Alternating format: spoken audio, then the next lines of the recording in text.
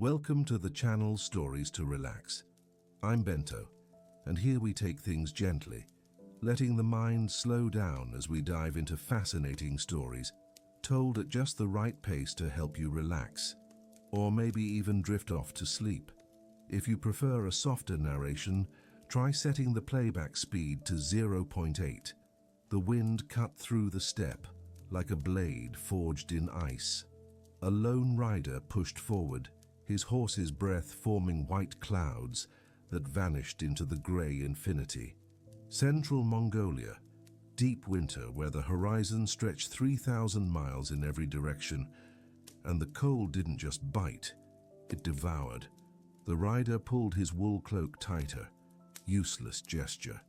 Out here, there was no escape from the wind. It found every gap, every weakness, every moment of hesitation. The snow had been falling for 3 days straight, the kind of snow that erased trails, buried landmarks, turned the world into a blank scroll where only the strong could write their names. His horse knew the way. The animal had been born in this cold, raised in this vastness. 4 generations of breeding had taught these creatures something humans took lifetimes to learn. The steppe didn't forgive mistakes. Behind him, miles back, a cluster of felt tents sat in a shallow valley. His family, his clan. Ahead, somewhere beyond the white curtain, another camp. Allies or enemies. The line between them was as thin as the ice on a spring river. This was Mongolia, where survival was the only curriculum, and the cold was the only teacher that mattered. To understand why the Mongolian steppes produced the largest contiguous empire in human history, you need to go back centuries before Genghis Khan was even born. Back to when the land itself was writing the rules that would one day conquer half the world.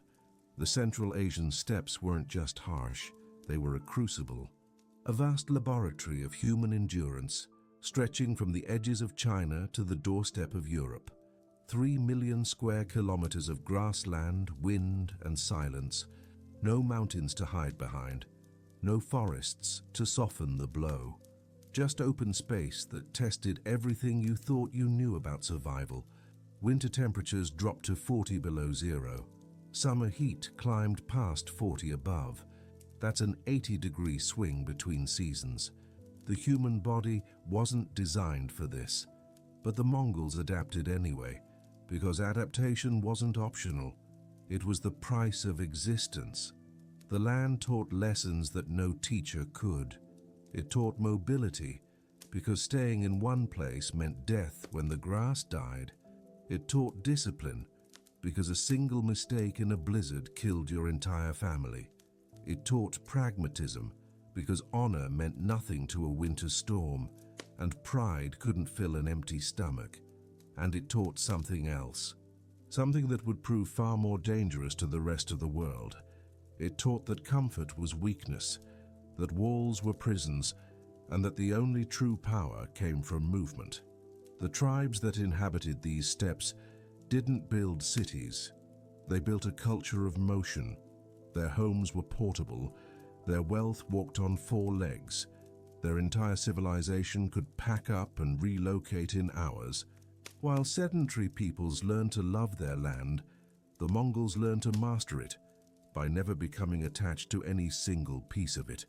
This was the invisible advantage, the secret ingredient that would later terrify Chinese emperors, Persian sultans, and European kings. The Mongols weren't just warriors. They were the product of the most demanding environment on Earth, shaped by forces that made human enemies seem almost gentle by comparison. That rider in the snow pushing through the blizzard, he wasn't struggling, he was training, and he didn't even know it yet. Picture the scene. You're standing in the middle of the Mongolian plateau, and you turn in a slow circle. North, grass and sky. East, grass and sky. South, grass and sky. West, more of the same. The horizon doesn't just stretch far, it stretches forever. 3,000 kilometers of rolling grassland that makes you feel like an insect on a table. the kind of space that does something to the human mind. The Central Asian steppes are not one thing. They're a mosaic of ecosystems stitched together by wind and time. There are the high plateaus where the air is so thin that every breath feels like work. There are the river valleys where water cuts through the land like veins in an arm. There are the salt flats where nothing grows and the ground cracks into geometric patterns under the sun. And there are the endless seas of grass, the defining feature of this world, bending and rippling under winds that never stop. The grass itself tells a story. It's not the lush, soft grass of European meadows. It's tough, wiry, close to the ground, the kind of grass that survives because it knows how to hide from the wind, how to hold water in its roots during the dry months, how to push up through snow in early spring. The animals that eat this grass, horses, sheep, goats, yaks, develop the same characteristics: tough, efficient, built for endurance rather than speed. The Mongols looked at this landscape and saw something different than other peoples would have seen. Where a Chinese farmer would see wasteland, unusable and hostile, a Mongol saw possibility. Where a Persian merchant would see an obstacle between cities, a Mongol saw home. The steppes didn't offer much, but what they offered in abundance: space, freedom, and the clarity that comes from having nothing between you and the sky. There are almost no trees out here. The few that exist huddle in the valleys near water sources, stunted and bent by the constant wind. Without timber, the Mongols couldn't build permanent structures. Without forests, they couldn't hide from enemies. The landscape forced transparency. Everyone could see everyone. Smoke from a fire was visible for miles. A group of riders kicked up dust that announced their presence long before they arrived. This transparency shaped the culture in unexpected ways. Lying became pointless when your neighbor could literally watch your camp from his own tent. Theft was rare because there was nowhere to hide stolen goods. Reputation mattered more than wealth, because in a world without walls, your word was the only thing that couldn't be taken from you. The rivers of Mongolia are few but crucial. The Orkhon, the Selenge, the Toul, these waterways were the arteries of nomadic life. They provided drinking water for herds, fish for food, and natural boundaries that helped organize tribal territories. But they were also dangerous. Spring floods could wipe out camps. Ice could trap animals.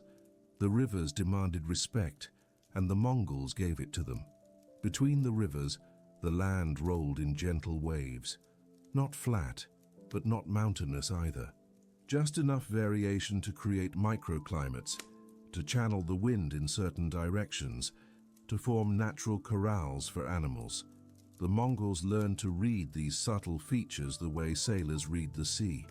A slight depression in the land meant water collected there after rain. A south-facing slope stayed warmer in winter. A ridge provided shelter from the northern winds. The sky in Mongolia is different than anywhere else. It's bigger somehow. Maybe it's the lack of trees, or the absence of buildings, or the way the land curves gently away in all directions. But the sky dominates. During the day, it's a blue so deep it almost hurts to look at. At night, the stars don't just appear, they explode. The Milky Way stretches across the darkness like a road made of light. The Mongols navigated by these stars, told time by them, found meaning in their patterns. Living in this environment required a specific kind of knowledge. You had to know where the water was. You had to know which plants the animals preferred, and when those plants grew best. You had to know the patterns of the wind, because the wind told you when storms were coming. You had to know the behavior of wolves, because wolves followed the herds just like you did. You had to know the ground itself, which areas flooded in spring, which dried out in summer, which offered shelter in winter. This knowledge wasn't written down. It couldn't be. The Mongols had no written language for most of their history. Instead, everything was passed from father to son, mother to daughter, elder to youth. Stories around fires, observations during long rides, corrections when mistakes were made. The land itself was the textbook, and every day was a lesson. The sense of scale did something to the Mongol mindset. When you grow up in a place where you can ride for 3 days in a straight line and still see nothing but grass, distance stops meaning what it means to other people. 100 miles isn't far. It's just a journey. 500 miles isn't impossible. It's just longer. This comfort with distance, this casual relationship with vast space, would later become a military advantage that enemies couldn't comprehend. The steppes also taught patience of a particular kind. Not the patience of waiting, but the patience of persistence. A shepherd might spend an entire day looking for a lost sheep. A hunter might track an antelope for hours, waiting for the perfect moment. A family might spend weeks moving toward better pasture, walking at the pace of their slowest animal. Everything took time out here, and rushing meant mistakes, and mistakes meant death. But the land also taught opportunity recognition. When a break in the weather came, you moved quickly. When you found good grass, you stayed. When you saw weakness in a rival clan, you pressed the advantage. The steppes were all about reading the moment, understanding when to act and when to wait. It was a skill that translated perfectly to warfare. The animals lived alongside the people in a relationship that was neither fully domesticated nor fully wild. The horses ranged freely, but stayed close to the camps. The sheep wandered, but always returned. The dogs guarded without being asked. There was an understanding, a mutual dependence that had been refined over centuries. The animals needed the protection and guidance of humans. The humans needed the meat, milk, leather, and wool of the animals. Neither could survive alone. The Mongols didn't fight against the land. They didn't try to change it or control it. They adapted to it. When the grass died in one area, they moved to where it still grew. When winter came, they migrated to the southern valleys. When summer arrived, they pushed north to the cooler plateaus. They followed the patterns of nature rather than trying to impose their own patterns on it. This might seem like weakness, following rather than leading, adapting rather than dominating. But it was actually a profound strength. By learning to bend with the land instead of breaking against it, the Mongols developed a flexibility that their enemies lacked. Chinese armies needed supply lines. Persian forces needed fortified positions. European knights needed roads. The Mongols needed nothing except what they carried with them and what the land provided. The steppes were also a highway. Not a road with markers and milestones, but an open corridor connecting east and west. Silk moved along these grasslands from China to Persia. Ideas traveled alongside goods. Technologies spread.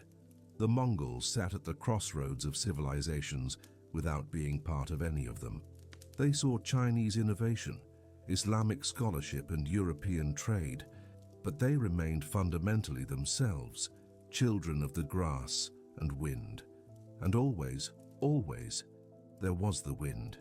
It blew from the north in winter, carrying snow and cold that could kill an exposed person in hours.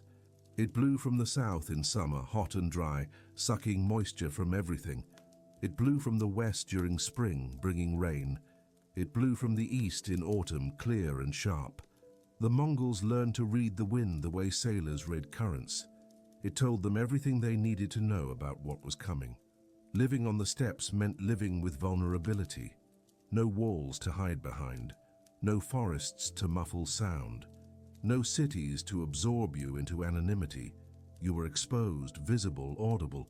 Your fire announced your presence. Your herd left tracks. Your children's voices carried across the flat land. This constant exposure created a people who were either very careful or very bold, and often both at the same time. The land shaped bodies as well as minds. Mongol children grew up in the saddle, developing legs that curved naturally around a horse's barrel. They grew up squinting against the wind, developing excellent distance vision. They grew up eating meat and dairy almost exclusively, developing digestive systems that could extract maximum nutrition from minimum food. They grew up sleeping on the ground, waking to cold dawns, enduring summer heat, and their bodies became instruments perfectly tuned to this environment. But perhaps the most important thing the steppes taught was this: nothing lasts forever. The grass grew and died. The seasons changed. The herds moved. Water flowed and froze and flowed again. Everything was temporary. Everything was in flux. The only constant was change itself. This philosophy of impermanence would later define Mongol warfare. Strike fast, move quickly, never stay in one place long enough to become a target. The eternal steppes weren't eternal at all. They were a living thing, breathing with the seasons, shifting with the years. And the people who lived on them became reflections of that dynamism. They learned to read the land like a book written in grass and wind. They learned to move with it, flow with it, become part of its endless rhythm. And in doing so, they became something that sedentary peoples could never understand. They became the land itself, mobile and unconquerable. The first snow of the year always came quietly. One morning you'd wake up, push open the felt door of your chair, and the world would be white. Not a gentle dusting, a transformation. Overnight, the brown grass disappeared beneath a blanket that would last for 6 months.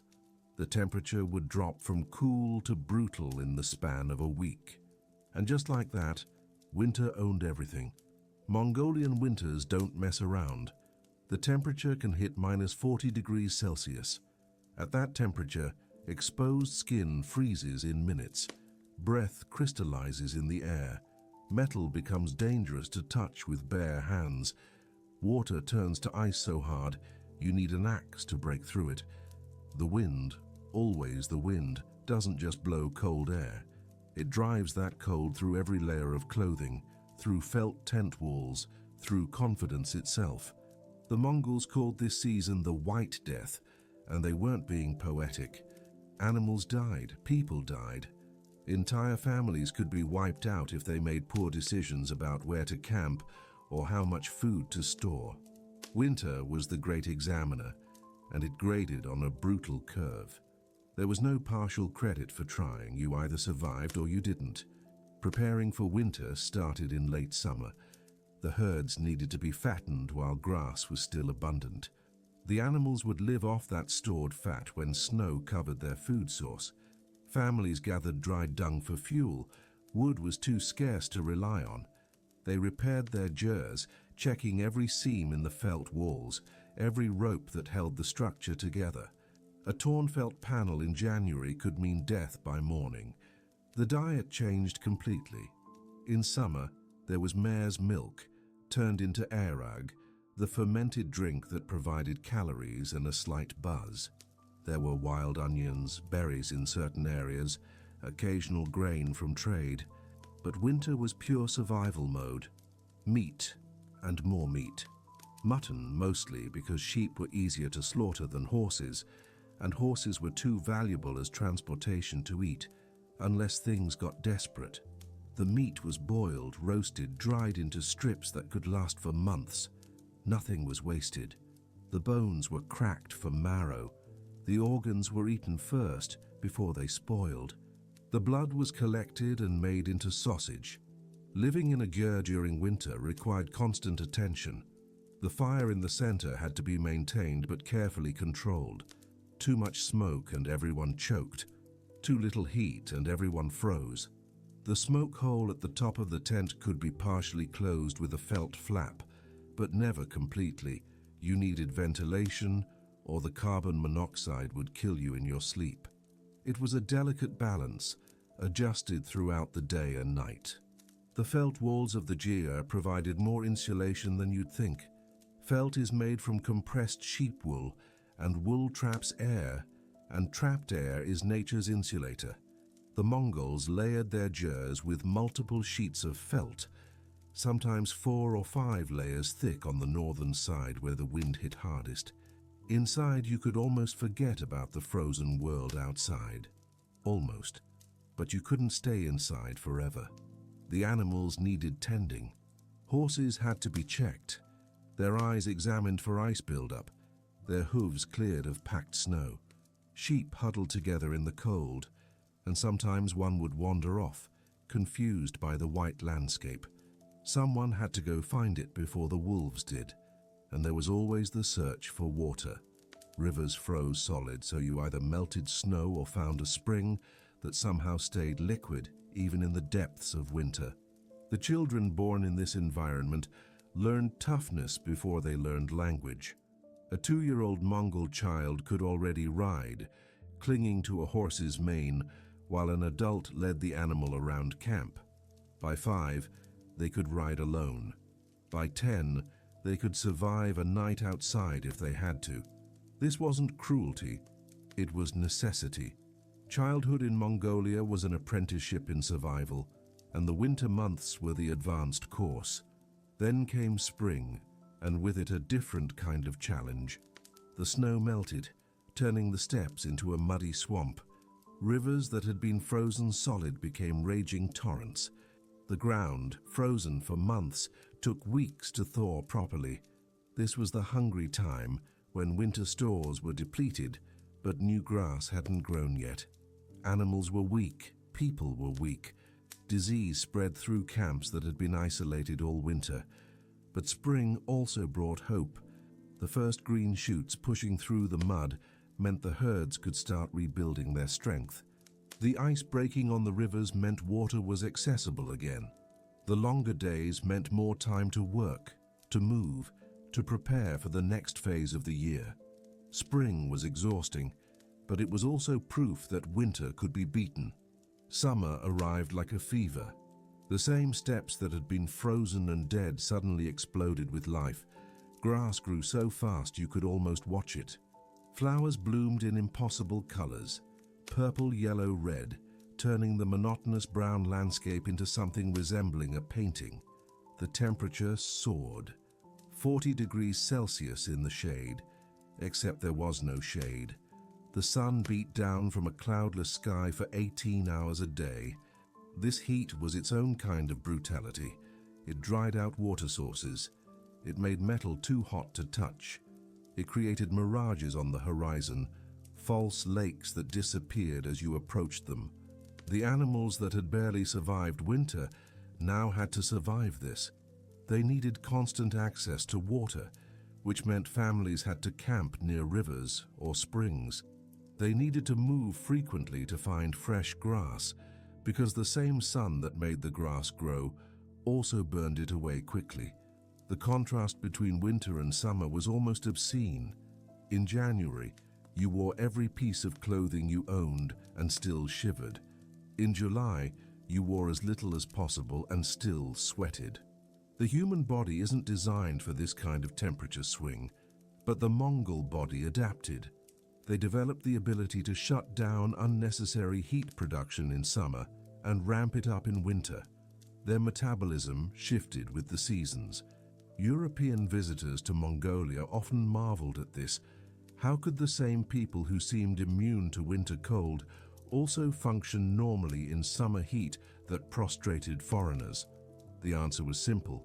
They had no choice. The steppes didn't offer mild alternatives. You either adapted to the extremes or you left, and leaving meant giving up the freedom, the space, the way of life that defined what it meant to be Mongol.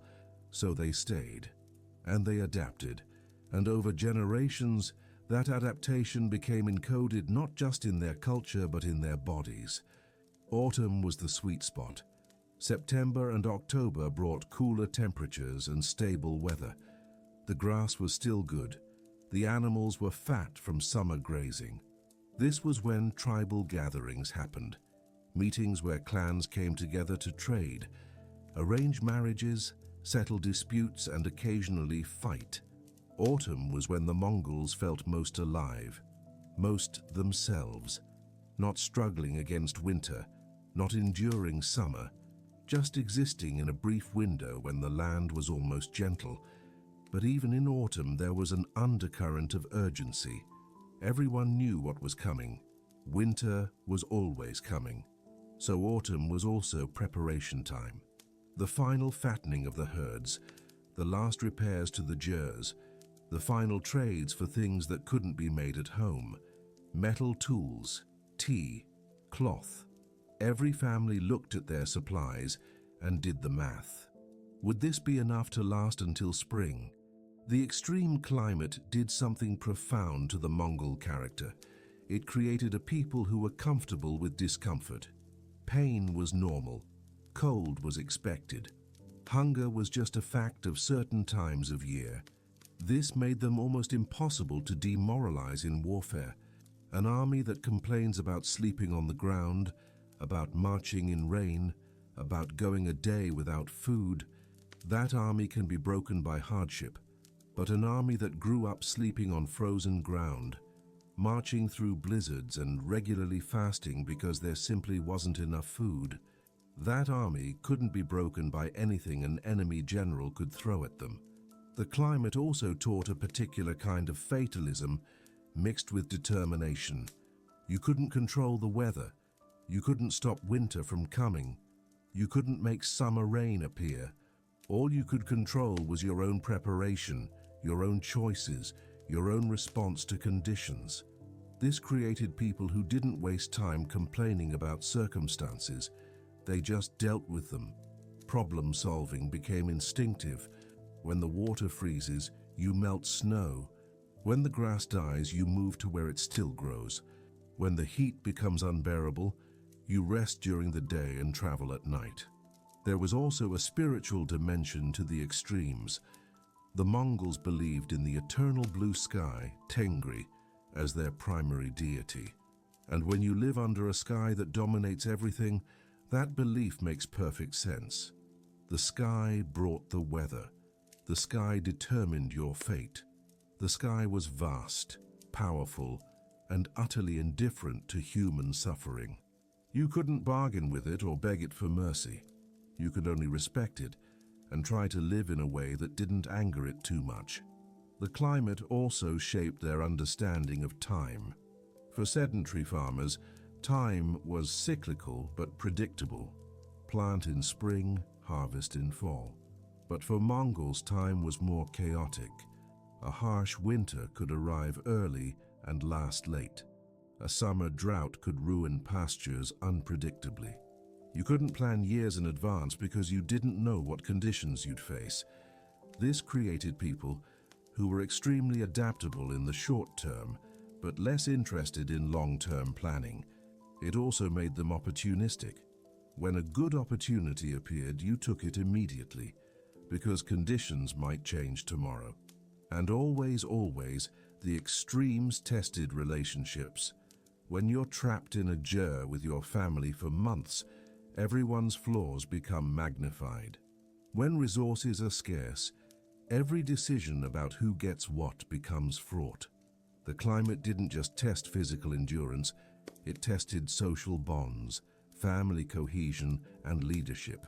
The chiefs who thrived were the ones who could keep people working together when conditions were at their worst. The extremes also created a dark kind of equality. It didn't matter if you were the Khan or the lowest herder. Winter could kill you just the same. Your title didn't keep you warm. Your reputation didn't fill your stomach. This kept Mongol society relatively flat. Leaders had more wealth and more wives, but they still lived in jers, still tended herds, still faced the same weather as everyone else. There were no palaces to retreat to, no way to completely escape the conditions that everyone endured. By the time a Mongol reached adulthood, they had survived perhaps 20 winters and 20 summers. They had seen animals die. They had probably seen people die. They had felt hunger, cold, heat, and exhaustion more times than they could count. This created a baseline of toughness that made them different from people raised in gentler climates. It wasn't that they were braver or stronger by nature. It was that their environment had culled the weak and trained the survivors into something approaching indestructibility. And when these people eventually turned their attention to the soft, wealthy civilizations beyond the steppes, civilizations with walls and cities and people who had never spent a night in -40-degree weather, the outcome was almost inevitable. The climate had forged them into weapons before they ever picked up a bow. The gyre came down in less than an hour. The felt walls were rolled and tied. The wooden lattice frame collapsed into bundles. The roof poles were stacked and secured. Everything that had been a home yesterday became cargo today. The family worked in practiced silence, mother directing the packing, father loading the ox carts, children rounding up the sheep. By mid-morning, the only evidence that anyone had lived there was a circle of flattened grass and the cold ashes of a fire. This was the rhythm of nomadic life, not wandering aimlessly, as outsiders often imagined, but following a precise calendar of movement that had been refined over generations. The Mongols didn't migrate randomly. They moved with purpose, following patterns that had been tested by time and necessity. There were the winter pastures, the protected valleys in the south, where the wind wasn't quite as vicious, where the snow didn't pile quite as deep. These were precious locations known to each family, sometimes defended violently from encroachment. A good winter camp could mean the difference between losing 10% of your herd or 50%. Families returned to the same winter spots year after year, generation after generation. The land remembered them, and they remembered the land. Then came the spring migration. As soon as the snow began to melt and the first grass appeared, the families moved north and east, following the green as it spread across the steppes. This was the most dangerous time of year for travel. The ground was mud. Rivers were swollen and unpredictable. Animals were weak from winter. But staying in the winter pastures meant watching your herd starve on dead grass while fresh food was growing just a few days' journey away. The summer pastures were in the high country, where the elevation kept the temperature bearable and the grass grew thick. Here the families spread out, each clan claiming its traditional territory. The herds fattened, the children ran wild, the adults repaired equipment, made clothes, and occasionally visited neighboring camps for gossip and trade. Summer was as close as life got to easy. Autumn meant moving again, this time slowly southward as the temperature dropped. The trick was timing. Move too early and you wasted good pasture. Move too late and you got caught by early snow. The elders watched the sky, felt the wind, observed the behavior of animals. When the cranes began flying south, it was time. When the marmots started hoarding food, it was definitely time. Nature provided the signals. The smart families listened. This constant movement shaped everything about Mongol culture.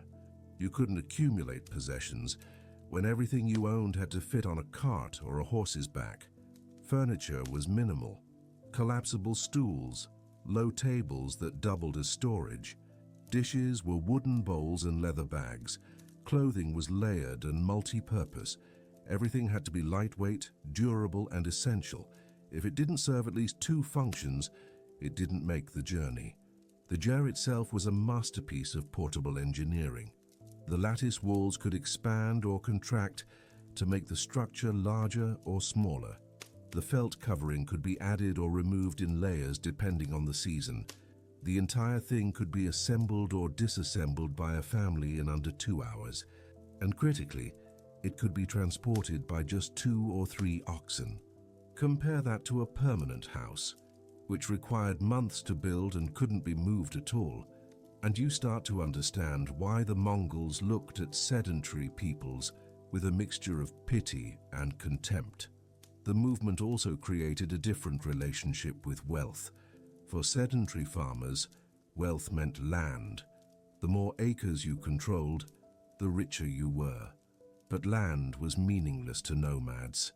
You couldn't take it with you, couldn't move it, couldn't hide it. Real wealth was mobile. Animals.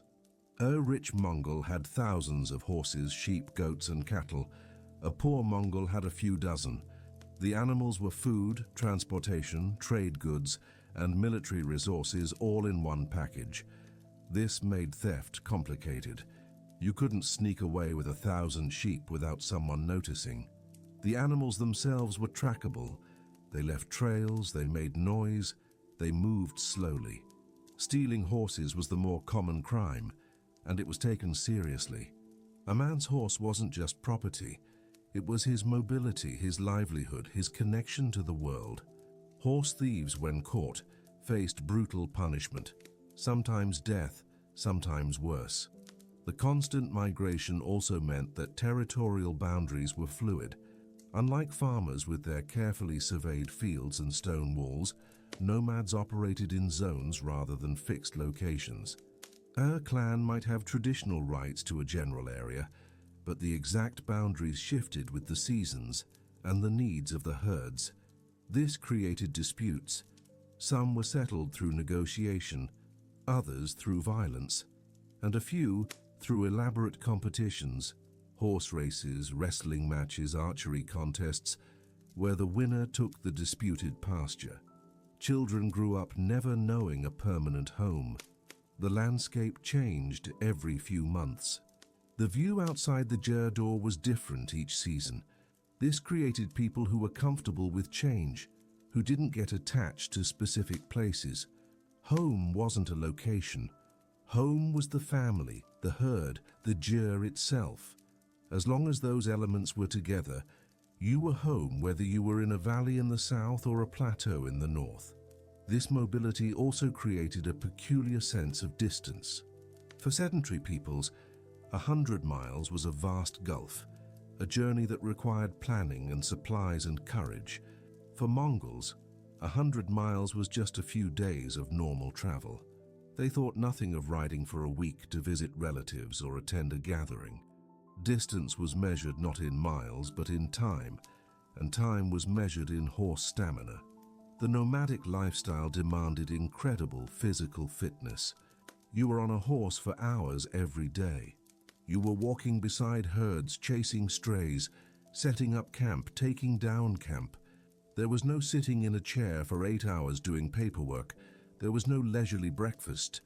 Life was movement, and movement was life. Old people who could no longer ride effectively often became a burden to their families.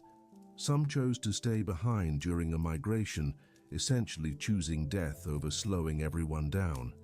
It was harsh, but the steppes didn't reward sentiment. Women in nomadic society had a different status than women in many sedentary cultures. They had to be tough. They managed the household during migrations, which meant supervising the packing, the children, the logistics of moving an entire family's worth of goods across open country. They milked the animals, processed the milk into various products, made the clothes, maintained the ger. When men went off to war or to hunt, women ran everything. This created a baseline respect that didn't exist in cultures where women were confined to homes and rarely faced physical challenges. The movement also shaped communication. Nomadic families were spread across vast distances. Information traveled slowly. News of a birth, a death, a marriage might take weeks to spread through a clan. This meant that people developed excellent memories. Since you couldn't just look something up or check a written record, you had to remember. Genealogies were memorized going back generations. Agreements were remembered verbally. Insults were not forgotten. The migrations themselves were their own form of education. Young people learned by watching and doing, how to read the weather, how to find water, how to identify poisonous plants, how to spot signs of wolves or raiders, how to treat an injured animal, how to navigate by the stars. All of this was taught on the move in context when it actually mattered. There were no schools, no formal lessons, just constant practical education delivered by the environment itself. The herds required different kinds of knowledge. Sheep were stupid and needed constant watching. Horses were smart and needed occasional guidance. Goats were stubborn and did whatever they wanted. Cattle were slow and strong. Each type of animal had its own rhythm, its own needs, its own value. A good herder understood all of this intuitively. They could spot a sick sheep from 100 yards away. They could tell which horse was ready to be ridden and which needed another year to mature. This wasn't book learning. It was the accumulated wisdom of thousands of years of close observation. The seasonal migrations also served as a form of social calendar. Certain locations became meeting points. In summer, clans gathered in traditional areas for festivals, competitions, and councils. Marriages were arranged. Alliances were formed or broken. Trade happened. A young man might meet a young woman from another clan during these gatherings, and if both families approved, a marriage would be negotiated. Then the families would separate, maybe not seeing each other again until the next year's gathering. This system of dispersal and gathering created a balance between independence and community. Most of the year, each family was essentially autonomous, making their own decisions about where to go and when. But during the gathering times, there was a sense of belonging to something larger. You were reminded that you were part of a clan, part of a tribe, part of a people. This balance prevented both isolation and the suffocation of constant community oversight. The movement also created a particular kind of hospitality. When you met another family on the steppes, far from any settlement, you welcomed them. You shared food and tea. You exchanged news.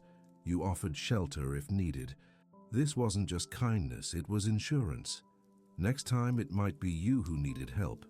Next time you might be the one caught in a sudden storm or running low on supplies. The harsh environment created a culture where helping strangers was simply practical sense. But this hospitality had limits. If you approached a camp openly in daylight, with your intentions clear, you were welcomed.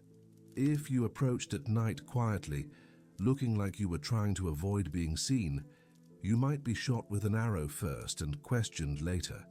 The steppes taught paranoia along with generosity. Trust was given, but verification was always appreciated. The constant packing and unpacking created a kind of efficiency that bordered on obsession. Everything had its place. The felt panels were rolled in a specific order. The poles were bundled according to length. The household goods were packed in a sequence that made sense for unpacking. The Mongols could set up a full camp, including corrals for the animals, in the time it took a sedentary person to unload a single wagon.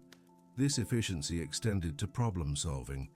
When something broke, you fixed it immediately, because you might need it tomorrow, and there was no replacement available.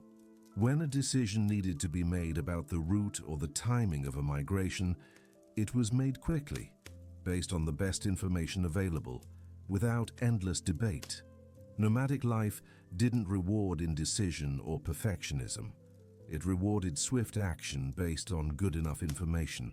The landscape changed them in ways they probably didn't consciously recognize. Their eyes learned to track movement across vast distances. Their ears learned to identify sounds, the approach of horses, the bleat of a lost sheep, the howl of wolves from miles away. Their sense of direction became almost supernatural.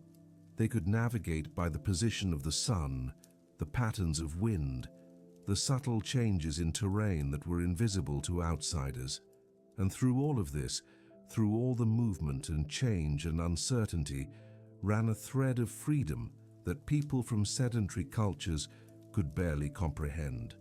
The freedom to move when you wanted, the freedom to choose your route, the freedom to avoid people you didn't like and seek out those you did, the freedom that came from not being tied to one piece of ground, from not having a mortgage or a tax collector who knew where to find you. It was a hard freedom, bought with constant work and exposure to brutal conditions, but it was real. The nomadic life wasn't romantic. It was exhausting, dangerous, and unforgiving, but it was also the only life the Mongols knew, the only life that made sense to them. And it created people who were ideally suited for conquest. Because what is an army but a mobile community? What is a campaign but a long migration with violence? The Mongols didn't have to learn how to live on the move. They had been doing it since birth. The Mongol child learned to ride before he learned to walk properly. At 2 years old, he was placed on a horse's back, held steady by an adult, feeling the animal's warmth and rhythm beneath him. At 3, he rode with minimal support. At 4, he rode alone. By 5, he could gallop. By 10, he could perform tricks that would terrify a European knight, standing in the saddle, hanging off the side, shooting arrows while at full speed. This wasn't showing off. This was survival training. Because in Mongolia, the horse wasn't just an animal you rode occasionally. The horse was everything. It was transportation, wealth, food, military power, and status, all rolled into a single creature. A Mongol without a horse was like a sailor without a ship, technically alive, but functionally useless. The Mongol horse itself was different from the breeds that other cultures prized. It was small, standing maybe 13 or 14 hands high, stocky, shaggy, with a thick coat that could withstand the winter cold and a metabolism that could survive on almost nothing. European visitors often described them as ugly, even primitive. They looked at these compact animals and compared them unfavorably to the tall, sleek war horses of the West. But those visitors missed the point entirely. The Mongol horse wasn't bred for appearance. It was bred for endurance, hardiness, and adaptability. It could survive on grass alone, with no grain supplements. It could find food by pawing through snow. It could go days without water if necessary. It could carry a rider for 12 hours straight, rest for a few hours, and do it again the next day. Try that with a European destrier, and the animal would be dead within a week. The horses lived semi-wild. They weren't kept in stables or barns. They ranged freely across the steppes, supervised but not confined. Each family had a herd. The wealthy might own thousands, the poor might have a few dozen. The horses knew their owners and stayed relatively close to the camps, but they weren't tame in the way that farm animals were tame. They retained something wild, something independent. This made them harder to manage, but also more resilient. Breaking a horse was a brutal process. The animal was lassoed, thrown to the ground, and hobbled. Then a rider would mount and hang on while the horse bucked and twisted and tried desperately to throw him off. This could go on for hours. Eventually, exhaustion and pain convinced the horse to accept the rider. It wasn't a gentle process. It wasn't about building trust through patience and treats. It was about establishing dominance through force. The horse learned that resistance was futile and compliance was easier. Once broken, though, the relationship changed. The horse became a partner. Mongol riders could sense their mount's condition, fatigue, injury, fear, and respond accordingly. They knew each horse's personality. This one was brave but stupid. That one was smart but lazy. Another was skittish but fast. A good rider matched the horse to the task. You didn't take the high-strung horse on a long, slow patrol. You didn't take the plodding horse into battle. Each warrior owned multiple horses, often 5 to 10 animals. During military campaigns, they would rotate through them, riding each one for a few hours before switching to a fresh mount. This allowed them to cover distances that seemed impossible to their enemies. A European army might march 20 miles in a day.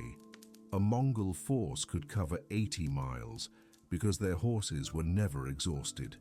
When one tired, they simply switched to another. The saddle was a piece of engineering that Western cultures wouldn't match for centuries. It had a high pommel and cantle, essentially creating a chair that locked the rider in place. This freed up the hands for archery, for holding a lance, for whatever was needed. European knights had to grip with their legs to stay mounted. Mongol riders could stand in the stirrups, turn completely around, even hang off the side of the horse while maintaining perfect control. The stirrups themselves were short, forcing the rider to stand slightly rather than sit. This position was exhausting for someone not trained to it, but it gave incredible stability and mobility. You could shift your weight instantly, respond to the horse's movements, and deliver strikes from unusual angles. The whole system was designed for warfare on horseback, perfected over generations of constant tribal raiding and conflict. Mare's milk was a staple of the Mongol diet, especially in summer when the mares were producing. The milk was fermented into arag, a slightly alcoholic drink that provided calories and vitamins, and a mild buzz that made the endless work more bearable. Each morning the women would milk the mares, a dangerous job because the animals kicked, and the milk would be poured into leather bags where it fermented throughout the day. By evening, it was ready to drink. Horses were also emergency food. When times got desperate, when the sheep were gone and the hunting was poor, you could kill a horse and eat it. This was done reluctantly, because a horse was worth far more alive than dead. But the option existed. Some travelers reported that Mongol warriors would open a vein in their horse's neck, drink some blood for quick energy, then close the wound and keep riding. Whether this was common practice or occasional desperation is unclear, but it illustrates the utilitarian relationship. The horse existed to serve human needs, whatever those needs might be. The horses also served as an early warning system. They sensed danger before humans did. The approach of wolves, the scent of fire, the presence of strangers. A herd of horses suddenly nervous meant something was wrong, and experienced Mongols paid attention to that signal. The animal's instincts, honed by thousands of years of evolution on the steppes, were better than human instincts in many situations. Training the horses for war was a gradual process. Young horses were exposed to noise, shouting, drums, the clash of weapons. They were ridden through smoke and fire. They were taught to tolerate the release of an arrow from their back, the sudden movements of combat, the smell of blood. A war-trained horse wouldn't panic in battle. It wouldn't bolt at the sound of screams or the sight of bodies. This training took years, and not every horse had the temperament for it. The ones that did became incredibly valuable. The Mongols also trained their horses to respond to subtle cues: a shift in weight, a pressure from the knee, a slight pull on the reins. In battle, when you needed both hands for your bow, you couldn't be yanking reins around. The horse had to understand what you wanted from minimal signals. This required patience and consistency in training, but the result was almost telepathic communication between rider and mount. Different horses were valued for different qualities. Some were prized for speed, used as messengers, or in the initial charge of a battle. Others were valued for endurance, the animals that could cover vast distances without breaking down. Still others were kept for their strength. These could carry heavier loads or pull the carts during migrations. And then there were the breeding stallions, kept for their bloodlines. Their offspring sold or traded to other families. The horse herds themselves created a complicated economy. Horses were traded, given as bride prices, used to settle debts, and occasionally stolen. A man's wealth was measured partly in horses, and a chief's power was visible in the size of his herd. When the great Khans rose to power, they commanded horse herds in the tens of thousands. These weren't just symbols of wealth, they were military resources. An army marches on its stomach, but a Mongol army rode on its horses. The spiritual significance of horses ran deep. They appeared in prayers and rituals. When an important man died, his favorite horse might be killed and buried with him, so he'd have transportation in the afterlife. The Mongols believed that the sky god Tengri looked favorably on those who treated their horses well and punished those who were cruel to them. This wasn't sentimentality. It was practical theology. The horse was so central to survival that mistreating one was almost blasphemous. The bond between rider and horse was intensely personal. A warrior knew his primary mount better than he knew most people. He knew how the animal moved when it was healthy versus when it was injured. He knew its moods, its quirks, its limits. In battle, this knowledge could mean the difference between life and death. If your horse was flagging, you needed to know before it collapsed beneath you. If it was injured but hiding it, you needed to catch that early. There were stories, probably exaggerated but based in truth, of horses carrying their wounded riders back to camp after battles, of horses defending their fallen riders against wolves, of horses that refused to be ridden by anyone except their owner. Whether these stories were literal truth or symbolic mythology didn't really matter. They reflected how the Mongols saw the relationship. The horse wasn't property in the simple sense. It was a partner in survival.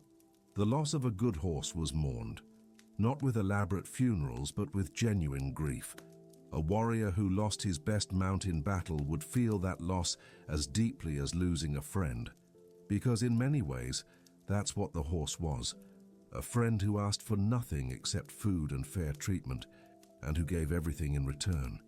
Loyalty, speed, strength, endurance, everything that made life on the steppes possible. The horse also shaped Mongol warfare in ways that other cultures couldn't replicate. European knights were formidable, but they fought on foot as often as mounted. Japanese samurai were skilled, but their horses were used primarily for transportation to the battlefield. Chinese cavalry existed, but it was always a supplement to infantry. For the Mongols, the horse was the entire foundation of military power. Everything else, the bows, the tactics, the strategies, was built around the assumption that you were fighting from horseback. This created a military system that was shockingly mobile and flexible. A Mongol army could split into a dozen groups, each operating independently, and reunite days later at a predetermined location.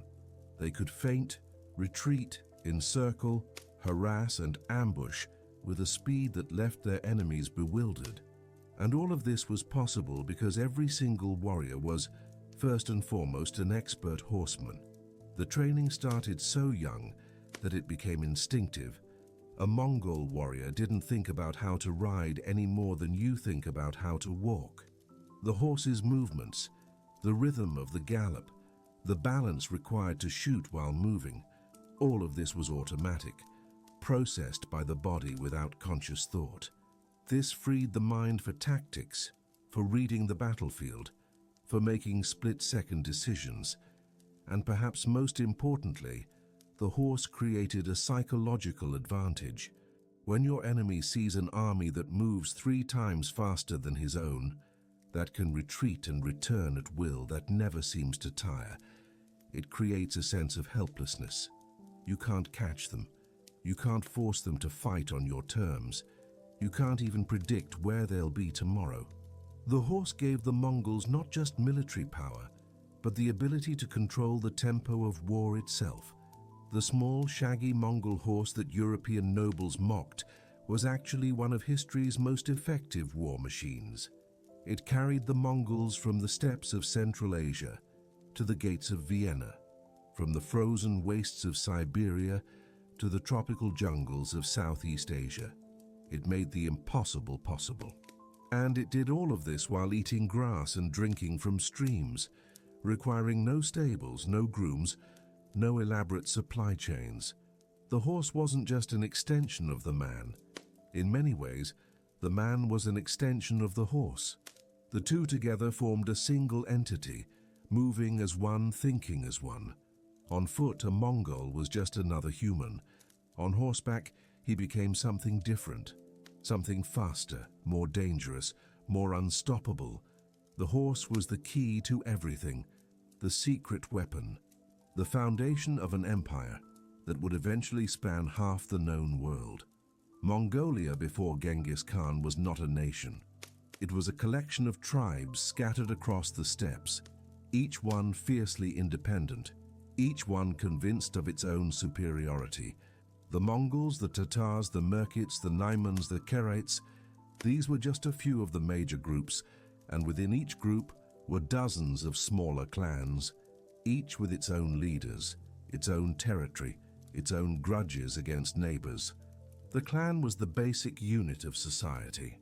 It was usually composed of a few dozen families, all descended from a common ancestor, all bound together by blood and mutual obligation. The clan leader was typically the eldest capable male from the founding lineage, though this wasn't an absolute rule. If the eldest son was weak or incompetent, a younger brother or cousin might challenge him. Leadership was partly hereditary and partly earned through demonstration of courage, wisdom, and tactical skill. These clans weren't living in harmony, peacefully sharing the vast steppes. They were in constant low-level conflict with each other, disputes over pasture rights, arguments over stolen horses, feuds that stretched back generations, where nobody could quite remember how the whole thing started, but everyone remembered that the other side couldn't be trusted. Violence was common. Raids were regular. Murder was a frequent method of conflict resolution. A typical raid worked like this. A group of warriors from one clan would ride to the territory of another clan, preferably at dawn or dusk when visibility was poor. They would strike quickly, killing any men who resisted, stealing horses and livestock, sometimes taking women and children as captives. Then, they would ride away before the targeted clan could organize a response. Speed was everything. The goal was to be 50 miles away before the victims even finished counting their losses. The retaliation would come weeks or months later. The attacked clan would gather its warriors, maybe recruit some allies from friendly clans, and launch their own raid. More deaths, more stolen animals, more grudges added to the pile. And so the cycle continued, generation after generation, an endless churn of violence that prevented any clan from growing too powerful or any alliance from lasting too long. This constant warfare created a culture that valued martial skill above almost everything else. A man who couldn't fight, couldn't ride, couldn't shoot a bow accurately from horseback, that man had limited value. He might be tolerated if he had other skills like metalworking or healing, but he would never be respected. The highest honor went to the warriors, the men who could protect the clan and strike fear into its enemies. Young men were initiated into this culture early. By the age of 12 or 13, a boy was expected to participate in his first raid, not necessarily as a fighter, maybe just holding the horses or acting as a lookout, but he needed to be there, to see how it was done, to overcome the fear of violence. By 15, he was expected to kill. By 18, he was a full warrior, judged by his courage in battle and his skill with weapons. The weapons themselves were simple but effective. The composite bow was the primary tool, made from layers of wood, horn, and sinew, capable of punching through armor at 100 yards. Each warrior made his own arrows, usually carrying 2 quivers of about 30 arrows each. The arrows had different heads for different purposes: narrow points for piercing armor, broad heads for hunting or for maximizing damage against unarmored opponents. Some even had whistling heads that made a shrieking sound in flight, used to signal or to terrify. Close combat weapons included sabers, lances, and occasionally axes, but these were secondary. The Mongols preferred to fight at range, using their superior horsemanship to stay mobile while peppering enemies with arrows. Getting into a sword fight meant something had gone wrong. The ideal battle was one where you killed the enemy without ever coming within arm's reach. The tribal alliances were fluid and unreliable. Today's ally might be tomorrow's enemy, depending on shifting circumstances. A clan might join forces with a neighbor to raid a third group, then turn on that same neighbor the following year when a better opportunity arose. Trust was rare. Betrayal was common. Everyone understood this. It was simply how the world worked. Marriage was one of the few institutions that created lasting bonds between clans. When a man married a woman from another clan, it created a connection, not a guarantee of peace, but at least a channel of communication. The woman's birth family and her husband's family now had a shared interest in her welfare and in the welfare of her children. This made open warfare between the two clans less likely, though not impossible. But marriage also created its own problems. Bride prices had to be negotiated, and these negotiations could become contentious. A wealthy family might demand an exorbitant price, hundreds of horses, dozens of sheep, valuable furs. A poorer family might not be able to afford a bride at all, which meant their sons would remain unmarried, which meant no legitimate heirs, which weakened the family's long-term prospects. Desperation sometimes led to bride kidnapping, where young men would abduct women from other clans and force marriage. This predictably led to more violence. The kidnapping of Genghis Khan's own mother, Holan, was part of this pattern. She had been married to a merchantman when Genghis Khan's father, Yesugei, saw her and decided he wanted her instead. He and his brothers attacked the merchant party, drove off the husband and took Holan. She became Yesugei's wife and bore him several children, including the boy who would become Genghis Khan. But the merchants never forgot the insult. Years later, they took their revenge by kidnapping Genghis Khan's own wife. The cycles of violence didn't break, they just expanded. Within each clan there was a rough hierarchy. The chief and his immediate family were at the top. Below them were the families of proven warriors, men who had distinguished themselves in raids or battles. Below them were the ordinary herders, people who were competent at the basics of survival but had no particular achievements to their name. At the bottom were orphans, widows without sons, and anyone disabled to the point of being unable to contribute. These people survived on charity, and charity was not abundant. The chief's authority was real, but not absolute. He could command warriors to follow him on a raid, but he couldn't force them. If the men thought the plan was stupid or too risky, they could simply refuse to go. A chief who led his warriors into repeated disasters would quickly find himself without followers. Leadership required success. Lose too many battles, get too many men killed, and someone else would challenge your position. These challenges could be formal or informal. Sometimes there would be a direct confrontation, the challenger publicly accusing the chief of incompetence and demanding a contest to determine leadership. Wrestling, archery, horse racing, or even single combat could settle the question. Other times the challenge was subtler. Warriors simply started ignoring the current chief and following the challenger instead. When enough men made that switch, the leadership changed without any official recognition needed. The larger tribes were confederations of clans, loosely organized under a paramount leader who had proven himself more capable than his rivals.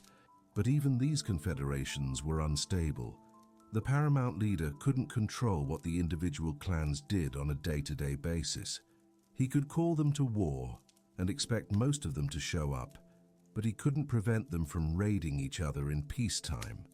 The lack of centralized authority meant that tribal policy was often incoherent, with different clans pursuing contradictory goals simultaneously. Religion provided some common ground. Most tribes worshipped Tengri, the eternal blue sky, and believed in various spirits associated with mountains, rivers, and sacred locations. Shamans performed rituals and communicated with the spirit world. These shamans had real influence. A chief might consult them before a major raid, and a shaman's warning could convince warriors to turn back or change course. But religion didn't prevent violence between clans. The gods apparently didn't care if Mongols killed other Mongols. The Tatars were particularly powerful before Genghis Khan's rise. They had allied with the Jin dynasty of northern China and sometimes served as auxiliaries in Chinese military campaigns. This gave them access to Chinese goods: silk, tea, metal tools, weapons. It also gave them a degree of legitimacy that other tribes lacked.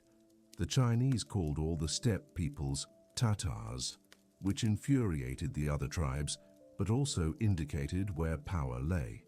The Karaites were another major force. Their leader, Togrul, had been an ally of Yasuge, and after Yasuge's death he became something of a patron to the young Genghis Khan. But this patronage was self-interested. Togrul used Genghis Khan as a tool to expand Karaite power, never imagining that the tool would eventually turn on him. Alliances in the tribal world were always temporary arrangements between people who would happily kill each other if circumstances changed. The Merkits held grudges better than anyone. When they raided Genghis Khan's camp and kidnapped his wife Borte, they weren't just stealing a woman, they were settling a debt that dated back to his father's generation. The fact that Genghis Khan eventually destroyed the Merkits almost entirely, scattering the survivors and integrating them into his own forces, was just the next turn of the revenge cycle that had been spinning for decades. The constant warfare had a curious economic effect. It prevented the accumulation of too much wealth in any one place. A clan that grew rich from successful herding or trading became a target. Neighbors would raid them, take their livestock, kill their warriors. This discouraged long-term planning and encouraged a use-it-now mentality. If you had extra resources, you used them to recruit more warriors, to strengthen alliances, to prepare for the next conflict. Saving for the future was pointless when your future might be ended by a dawn raid next week. This culture of violence also created a strange kind of meritocracy. Your father's reputation helped, but it didn't guarantee your success. You had to prove yourself through your own actions. A chief's son who was cowardly or incompetent would be passed over in favor of a more capable cousin. A man from a minor family who showed exceptional skill could rise to leadership. The system was harsh and often fatal for those who failed, but it did tend to put competent people in charge. The women in this society occupied a complicated position. They were property in the sense that they could be stolen, traded, or given away.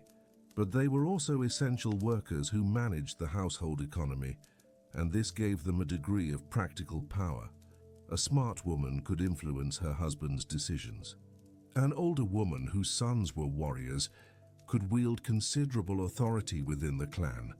They weren't equal to men by any measure, but they weren't completely powerless either. The children grew up in this atmosphere of casual violence. They saw men return from raids with loot and captives. They heard stories of feuds and betrayals.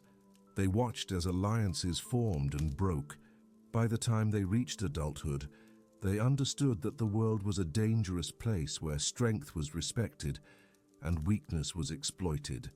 This wasn't cynicism. It was realism based on lived experience.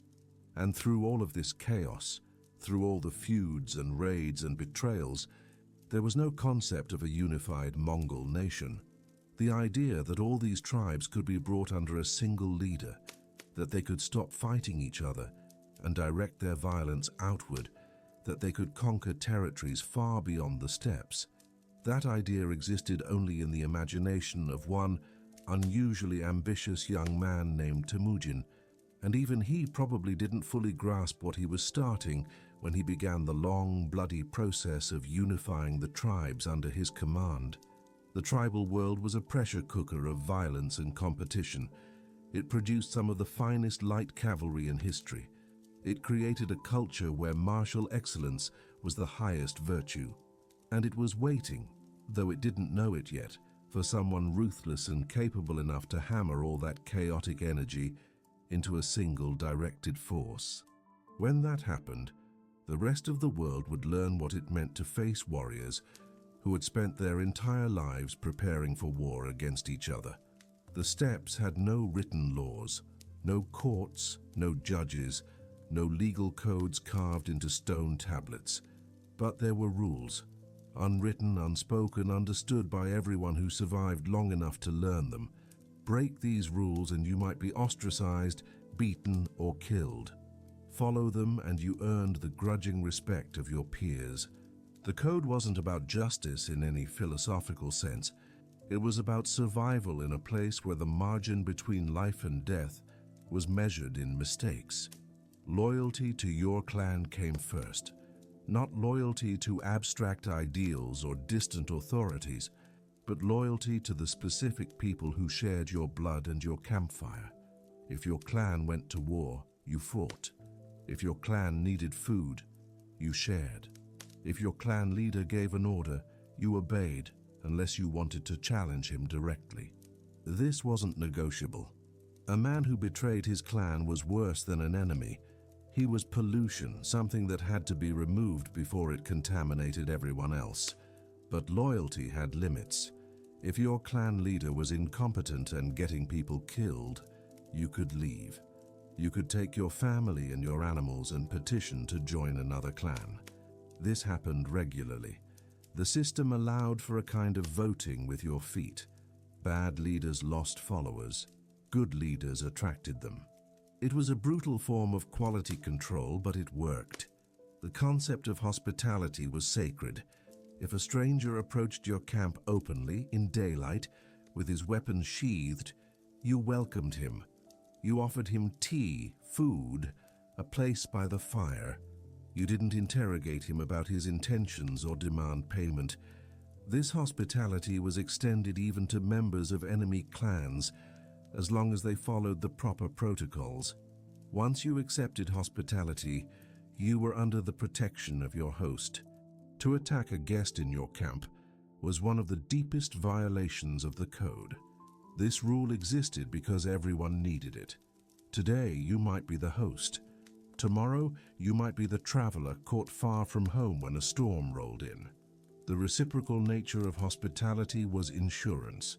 You helped others because someday you'd need that same help.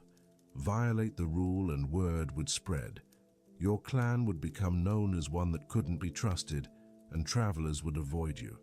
In a landscape where information and trade depended on maintaining good relations, that isolation could be fatal. Revenge was not just permitted, it was expected. If someone killed your brother, you killed them or someone they loved. If someone stole your horses, you stole theirs.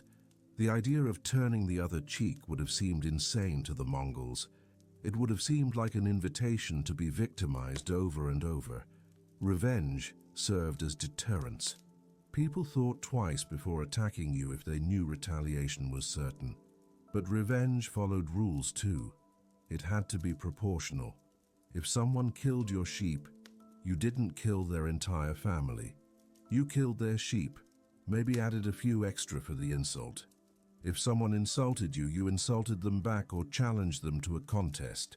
Escalating beyond the appropriate level made you look unstable, and unstable people didn't live long because nobody wanted to ally with them. The feud between families could last for generations. A killing in one generation demanded revenge in the next. That revenge demanded counter-revenge. The cycle continued until one family was completely destroyed or both sides agreed to a settlement. Sometimes a respected elder would broker peace, arranging compensation, horses, sheep, maybe a marriage alliance. But often the feuds just burned themselves out through attrition, both sides losing so many men that continuing the fight became impractical. Courage was valued above almost everything else. A coward could survive by hiding, by avoiding conflict, by letting others take risks. But he would never be respected. He would never marry well. He would never lead. His opinion would carry no weight in clan councils. In a culture where your social status depended on the respect of your peers, being labeled a coward was a kind of social death. Courage didn't mean stupidity, though. The Mongols distinguished between bravery and recklessness. A man who charged into an obviously hopeless situation wasn't brave. He was wasteful. He was throwing away his life for no gain, and that helped no one. True courage was standing your ground when standing had purpose, taking calculated risks, facing danger when the potential reward justified it. Honesty in dealings with clan members was important. You didn't cheat your own people in trades. You didn't lie about the condition of animals you were selling to a clanmate. You didn't promise to support someone in a dispute and then fail to show up. Your word had to mean something. In a society without written contracts or legal enforcement, your reputation was everything. Lie once and nobody would trust you again. But honesty with outsiders was more flexible. Deceiving an enemy was considered clever, not dishonorable. Lying to a rival clan to set up an ambush was good tactics. Promising peace while preparing for war was just sensible strategy. The moral code applied within the group, not universally. This double standard made perfect sense in a world where every outsider was a potential threat. Strength was respected, but so was cunning. The perfect warrior combined both. He could win through physical prowess if necessary, but he preferred to win through strategy and deception. The Mongols told stories about clever victories more often than they told stories about straightforward fights. The hero who outwitted a stronger opponent was celebrated. Brute force alone was for animals. Children learned the code through observation and correction. When a boy acted selfishly, hoarding food while others went hungry, he was punished, usually by public shaming, sometimes by physical discipline. When a girl showed courage or resourcefulness, she was praised. The lessons were constant and consistent. By adulthood, the rules were internalized. You didn't think about whether to help a clan member in need. You just did it, because that's what people did. The harsh environment reinforced the code. In winter, when survival was uncertain, people who shared resources lived. People who hoarded died alone when disaster struck and nobody came to help. In summer, when resources were abundant, generosity cost little and bought goodwill. The code wasn't based on abstract morality. It was based on what worked in the specific conditions of the steppes. Respect for elders existed, but had limits. An old man who had proven himself in his youth received deference. His opinions were sought. His stories were listened to. But an old man who had never distinguished himself, who had spent his life as a mediocre herder, received basic courtesy and nothing more. Age alone didn't grant authority. You had to have earned respect when you were young to receive it when you were old. Women were expected to be tough. A woman who complained constantly, who couldn't handle the physical demands of nomadic life, who broke down under stress, she was a liability. Women managed the household during the long migrations. They processed animal products. They raised children who had to learn survival skills. This required competence and resilience. A weak woman could doom her entire family, but women were also expected to be loyal and obedient to their husbands. This created a tension. They needed to be strong enough to handle difficult situations, but not so independent that they challenged male authority. The successful women navigated this balance, demonstrating competence while appearing to defer to male leadership. Some undoubtedly resented this. Others accepted it as natural. The system gave women more practical power than formal authority. The treatment of captives followed certain patterns. Women and children taken in raids could be integrated into the capturing clan. They would be given to warriors as wives or adopted into families. This wasn't kindness, it was practical. Women could work and bear children. Children could be raised as loyal clan members. Adult male captives were more problematic. Some were enslaved, put to work tending herds or doing manual labor. Others were killed, especially if they were warriors who might escape and seek revenge. Theft within the clan was rare and harshly punished. Your clanmates were your insurance policy. Stealing from them betrayed the fundamental compact that held everyone together. The punishment often involved public humiliation, being beaten in front of everyone, having your property confiscated, sometimes being expelled from the clan entirely. Expulsion was effectively a death sentence. A lone individual or family on the steppes wouldn't survive long. Theft from other clans was different. That was just redistribution of resources. If you successfully raided another clan's horses, you were clever and brave. If they raided yours, they were clever and brave. Both sides understood the game. The only real crime was getting caught or failing. Success justified everything. Failure explained nothing. The concept of personal honor was tied to action, not intention. It didn't matter if you meant well. What mattered was whether you kept your promises, protected your family, and contributed to your clan's success. A man who talked about honor but ran from battle was worthless. A man who never mentioned honor but always showed up when needed was valuable. The Mongols were relentlessly practical about this. Generosity was expected, but not unlimited. You shared food with clan members, but you didn't give away so much that your own family went hungry. You helped neighbors, but you didn't exhaust yourself for people who never reciprocated. The culture encouraged a kind of enlightened self-interest. Cooperate because cooperation benefits everyone, but don't be a sucker who gets exploited. The treatment of animals reflected the pragmatic code. Horses were valuable and received good care, not because the Mongols were sentimental, but because a healthy horse was an asset and a dead horse was a loss. Sheep were food and wool, maintained adequately, but not pampered.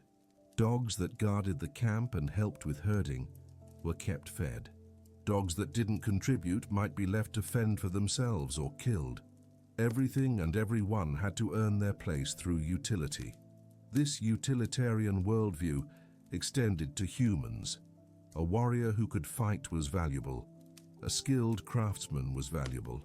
A woman who could manage a household was valuable.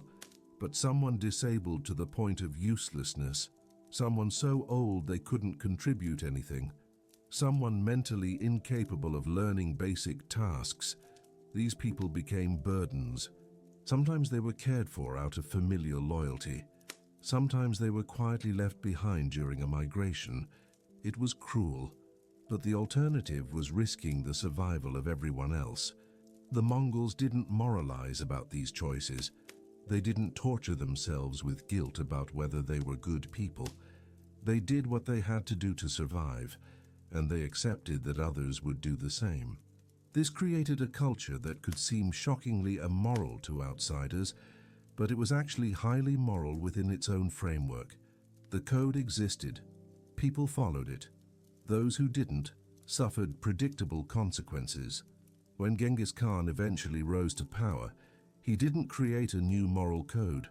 He codified and expanded the existing one, making it more systematic and applying it across a much larger population. The Yasa, his famous law code, reflected steppe values: loyalty, courage, honesty within the group, deception toward enemies, harsh punishment for betrayal. He took the unwritten rules that governed small clans and scaled them up to govern an empire. But the foundation was always the steppes, the cold that punished mistakes, the space that made help distant, the scarcity that made waste unaffordable, the violence that made weakness fatal. These conditions created a moral code that prioritized survival above all else. Not survival through passive endurance, but through active adaptation, through cooperation with your group and competition with everyone else. It was a code born in ice and wind and hunger, and it worked because anything that didn't work would have been eliminated long before it became tradition. The Gur was more than shelter. It was the center of Mongol life, the stage where everything important happened. Births, deaths, marriages, arguments, celebrations, all of it unfolded in the circular space defined by felt walls and a wooden frame. The fire in the center was never allowed to go out completely. Someone always tended it, adding dried dung or the occasional piece of precious wood, keeping the flames alive through the night. Morning started before dawn. The cold woke you if nothing else did. The felt walls held heat reasonably well, but by the time the fire burned down to coals overnight, the interior temperature wasn't much better than outside.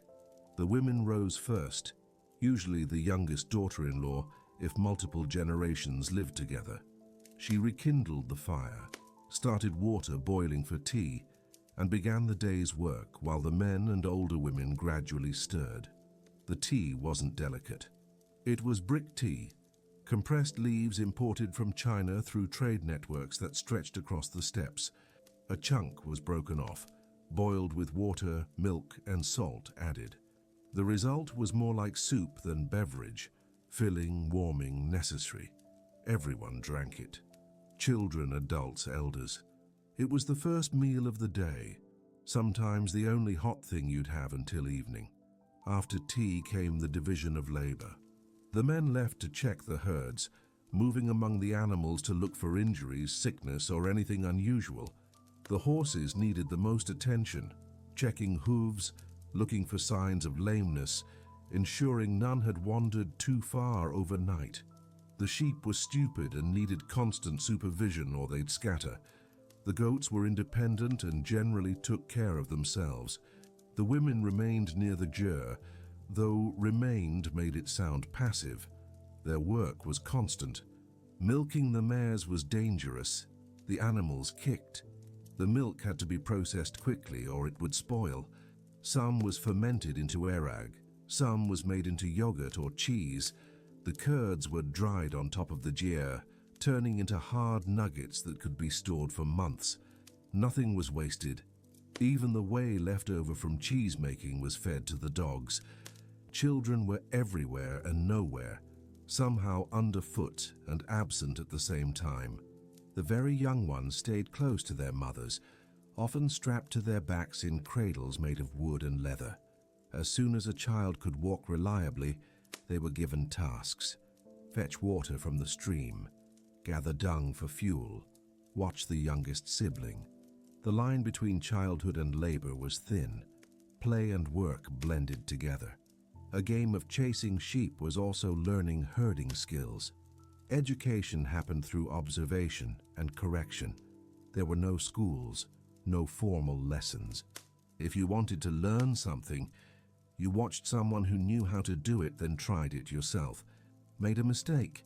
Someone corrected you, often harshly. The steppes didn't reward gentle teaching methods.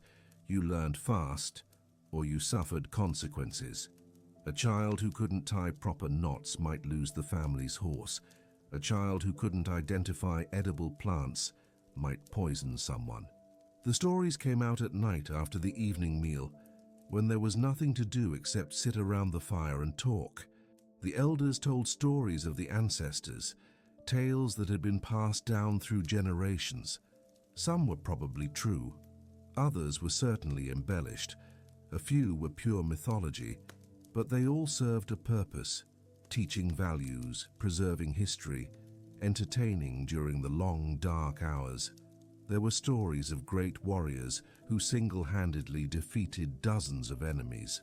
Stories of clever tricksters who outwitted stronger opponents. Stories of tragic heroes who died defending their families.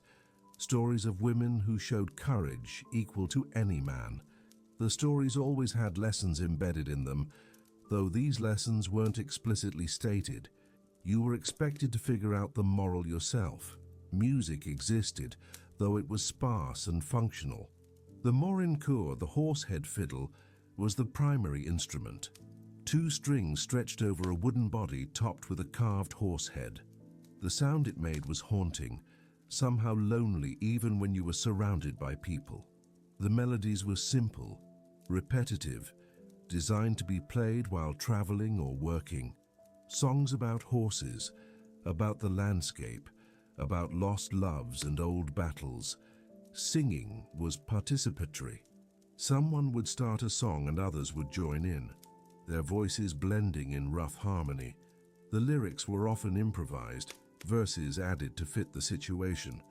If someone had done something foolish that day, a song might appear about it, teasing them in a way that was pointed but not cruel. Public mockery through song was an effective way to enforce social norms without direct confrontation. The sleeping arrangements were communal by necessity. The jur wasn't large enough for everyone to have private space. Families slept in designated areas, parents and young children together, older children nearby. Privacy was rare. Everyone heard everything: snoring, crying babies, whispered arguments, the sounds of couples in the night. You learned to ignore what you couldn't change and not take offense at things that were simply part of living in close quarters. Food preparation was a daily negotiation with scarcity. Meat was boiled, almost never roasted, because boiling preserved the fat and made broth that could stretch the meal. The bones were cracked for marrow. The organs were eaten first because they spoiled quickly. Blood was collected and used in sausages. Intestines became containers. The hide became leather. From one sheep, a family extracted maximum value. In summer, the diet diversified slightly. Wild onions could be gathered. Certain berries were edible if you knew where to look. But the steppes weren't generous with plant food. This remained a meat and dairy society, with occasional supplements rather than a balanced diet by modern standards. Somehow they survived on it. Their bodies adapted to extract nutrients from what was available. The hierarchy within the jur was clear. The eldest male sat in the place of honor, furthest from the door, closest to the altar if one existed. His word was law within his family. The women served food to the men first, children last. This wasn't because men were more important in some abstract sense. It was because men did the dangerous work of protecting and providing, and they needed to be kept strong. But don't mistake hierarchy for powerlessness. The woman managing the household held real authority over domestic matters. She decided how much food to prepare, when to slaughter an animal, how to allocate resources. She managed the work of any daughters or daughters-in-law. No skilled household manager could make a poor family function well, while an incompetent one could ruin a wealthy family's prospects. Arguments happened, of course. Tempers flared in the close quarters. Usually these disputes were minor, who had shirked their share of work, whose child had caused some problem, whether they should move camp sooner or later. The arguments were loud and public. Everyone in the jur heard them. Often, others intervened, either taking sides or mediating. Privacy to quietly work through disagreements didn't exist. Serious disputes, those involving violence or threats, were taken to the clan leader. He would hear both sides, consult with respected elders, and render judgment. The judgment was usually practical rather than based on abstract justice. If one man had killed another man's sheep, he might be required to replace it with two of his own. If he couldn't afford that, he might owe labor. The goal was restoring balance, not punishing for punishment's sake. The sick and injured were cared for within the family unit. There were no hospitals, no doctors in the modern sense. Some people had knowledge of herbs and basic treatments, setting broken bones, treating wounds, preparing remedies for fever or stomach ailments. This knowledge was passed down through practical experience. The remedies often didn't work, and people died from conditions that would be easily treatable today. But sometimes they worked, and that knowledge was preserved. Childbirth was dangerous. Women died in labor regularly. Infants died in their first year. This wasn't discussed much. It was just reality. When a woman went into labor, other women attended her. The men left, not out of delicacy, but because they'd just be in the way. The women had knowledge about positions, about how to handle complications, about when a situation was hopeless. If the mother or child survived, there was quiet relief. If they didn't, There was grief. But grief didn't stop the work that needed doing. Death itself was handled pragmatically. The body was buried, or in some traditions, left on the steppes for scavengers. The Mongols believed the soul departed and went somewhere else. The specifics varied depending on who you asked. What remained was just meat and bone, no longer the person who had inhabited them. Mourning happened, but it was brief. The living had to continue. Dwelling too long on death was seen as self-indulgent when there was work to be done. The old people occupied a strange space. If they retained their mental faculties and could contribute knowledge, they were valued. An elder who remembered where the best winter pastures were, who knew the signs of coming storms, who could settle disputes fairly, that person was an asset. But an elder who became senile or completely infirm was a burden. Sometimes they were cared for anyway, out of familial obligation. Sometimes they weren't. The harshness of this would shock people from gentler societies, but gentler societies weren't trying to survive on the steppes. Celebrations were rare but intense. A successful raid, a good marriage alliance, the birth of a son to a prominent family. These occasions called for feasting. An animal would be slaughtered, more food than necessary prepared, ereg consumed in quantity.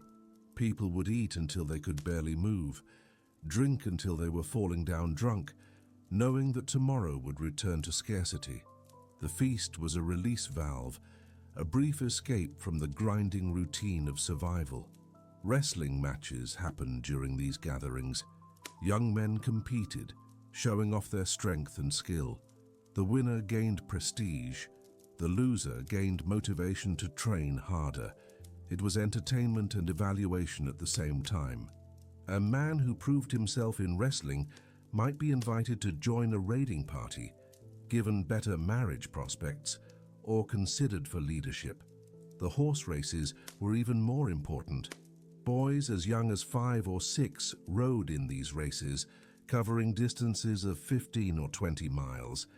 The horses were everything, so proving your skill as a rider was proving your value to the community. Parents watched anxiously as their children galloped across the steppes, hoping for victory, but mostly hoping they'd return alive. Archery contests tested accuracy and power. Targets were set at various distances.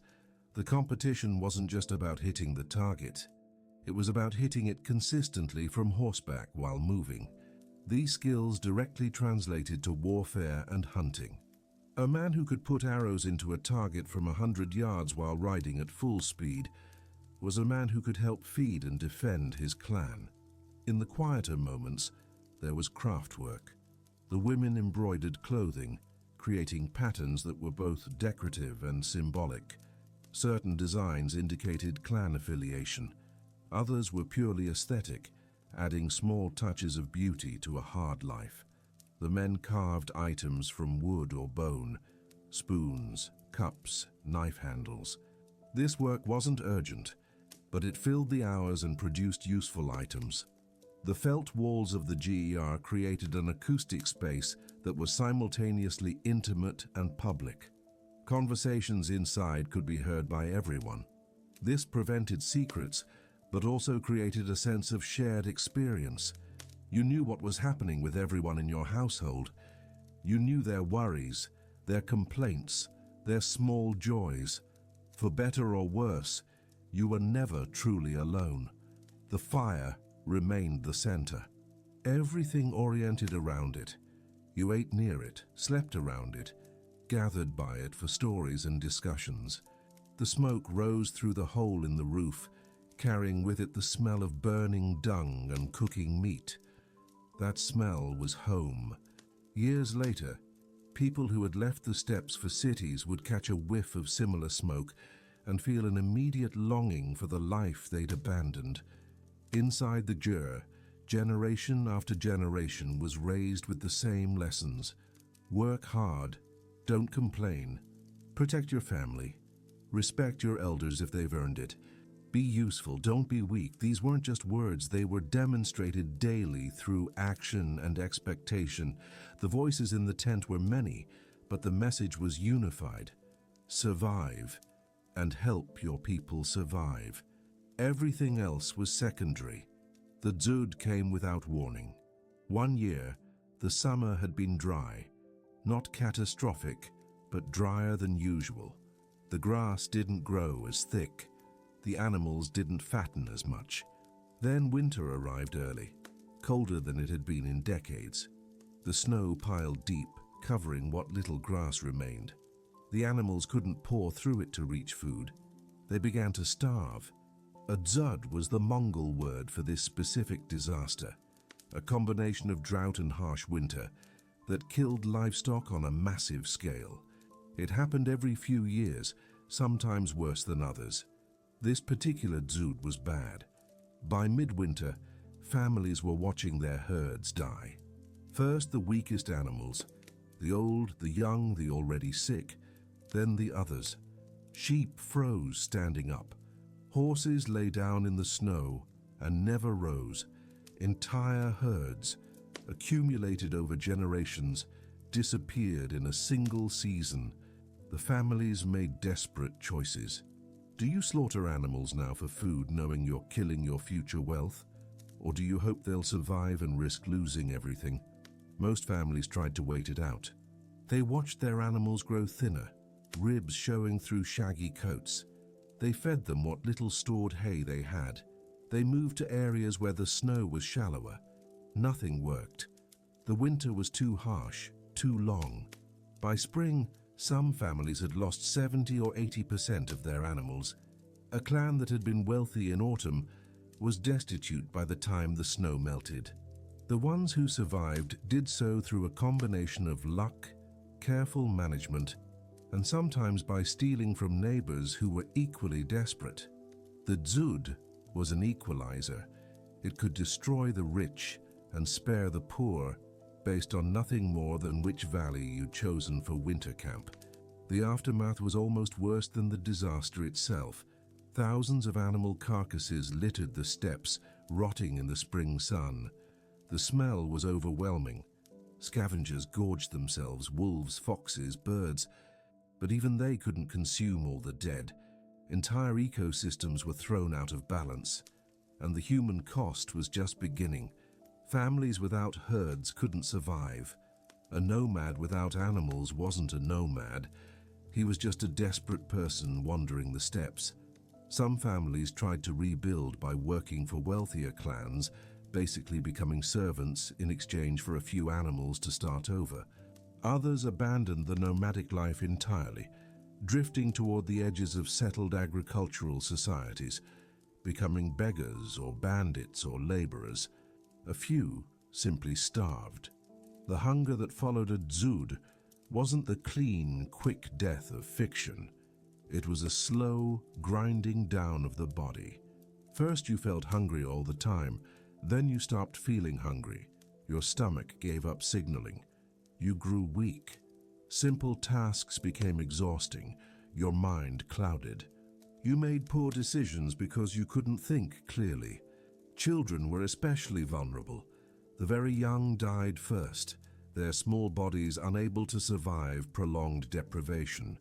People ate things they wouldn't normally consider food. Leather was boiled into a kind of gelatin. Bones that had already been cracked for marrow were boiled again and again, extracting every molecule of nutrition. Roots that were barely edible became treasured finds. There are stories, probably true, of families eating their dogs, then their horses, then looking at each other with calculations they'd never voice aloud. The social bonds that held clans together frayed under this kind of pressure. Theft increased. People who would normally share hoarded instead. Fights broke out over resources that had little value in normal times. A handful of grain, a single sheep, the last horse. These things became worth killing for. The veneer of civilization, always thin on the steppes, disappeared entirely when survival was at stake. But hunger wasn't always caused by dzud.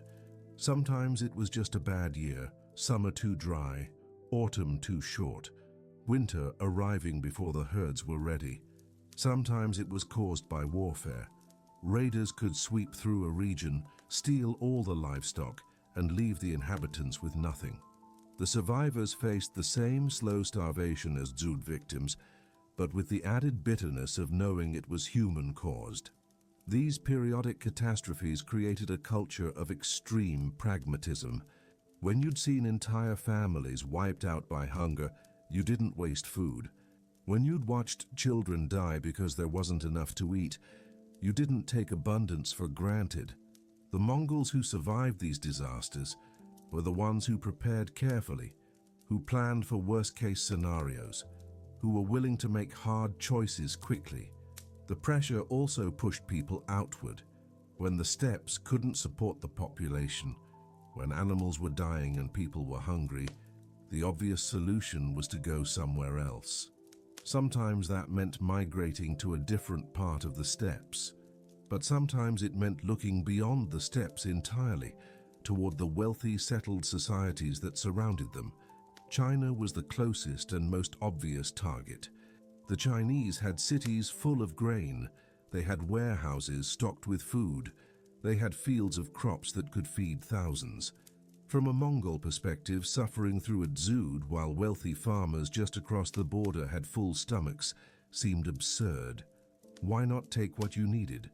The Chinese would call it raiding. The Mongols called it survival. These raids created a cycle. Mongols attacked Chinese border settlements, stealing food and supplies. The Chinese reinforced their defenses and sometimes retaliated, sending troops into the steppes. This pushed different Mongol clans into conflict with each other as they competed for resources in a shrinking safe zone. The pressure built and built until it exploded in another round of raiding. The Chinese tried various strategies to manage this problem.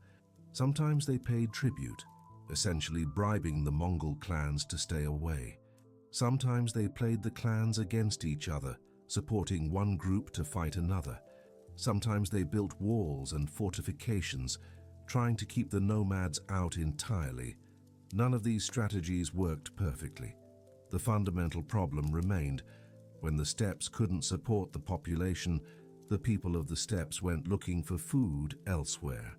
The pressure of recurring hunger also shaped Mongol military tactics. They didn't fight battles for honor or glory. They fought to acquire resources. A raid wasn't successful if you killed many enemies. It was successful if you came home with food, animals, and goods. The goal was always practical, never abstract. This made them less predictable than armies that followed formal rules of warfare. The hunger also created a kind of collective trauma that passed down through generations. Elders told stories of the great Dzud of their youth, when half the tribe died. Children grew up hearing these stories and understanding that security was an illusion, that abundance could disappear overnight, that you were never more than one bad winter away from disaster. This trauma manifested in behavior that outsiders found confusing or cruel. Why did the Mongols seem so ruthless? Why did they show little mercy to conquered peoples? Why did they take everything that wasn't nailed down? The answer was partly strategic, but partly it was the ingrained knowledge that tomorrow you might be the one who's desperate. So take what you can while you can. The climate pressure also prevented the development of certain technologies and social structures. Why build permanent settlements when a Dzud might force you to abandon them? Why accumulate large stores of grain when you might have to move on short notice? Why develop complex bureaucracies when the basic problem was always going to be, do we have enough food to survive winter? The Mongols weren't stupid or primitive. They simply adapted to their environment in ways that made sense for their circumstances. Permanent agriculture worked well in areas with reliable rainfall and stable climates. It worked terribly on the steppes, where the climate was unpredictable and mobility was essential for survival. The Mongols chose mobility. That choice had costs and benefits. One cost was that innovation happened slowly. When most of your mental energy is spent on immediate survival, you don't spend much time inventing new tools or developing abstract philosophy. The Mongols were conservative by necessity. The old ways worked mostly, and experimenting with new approaches could get you killed if the experiment failed at the wrong time. But there was a benefit too. The constant pressure created people who were adaptable, resilient, and incredibly tough. A culture that had to survive regular catastrophes developed strategies for crisis management that were remarkably sophisticated. When disaster struck, Mongols didn't panic. They'd seen it before. They knew the options.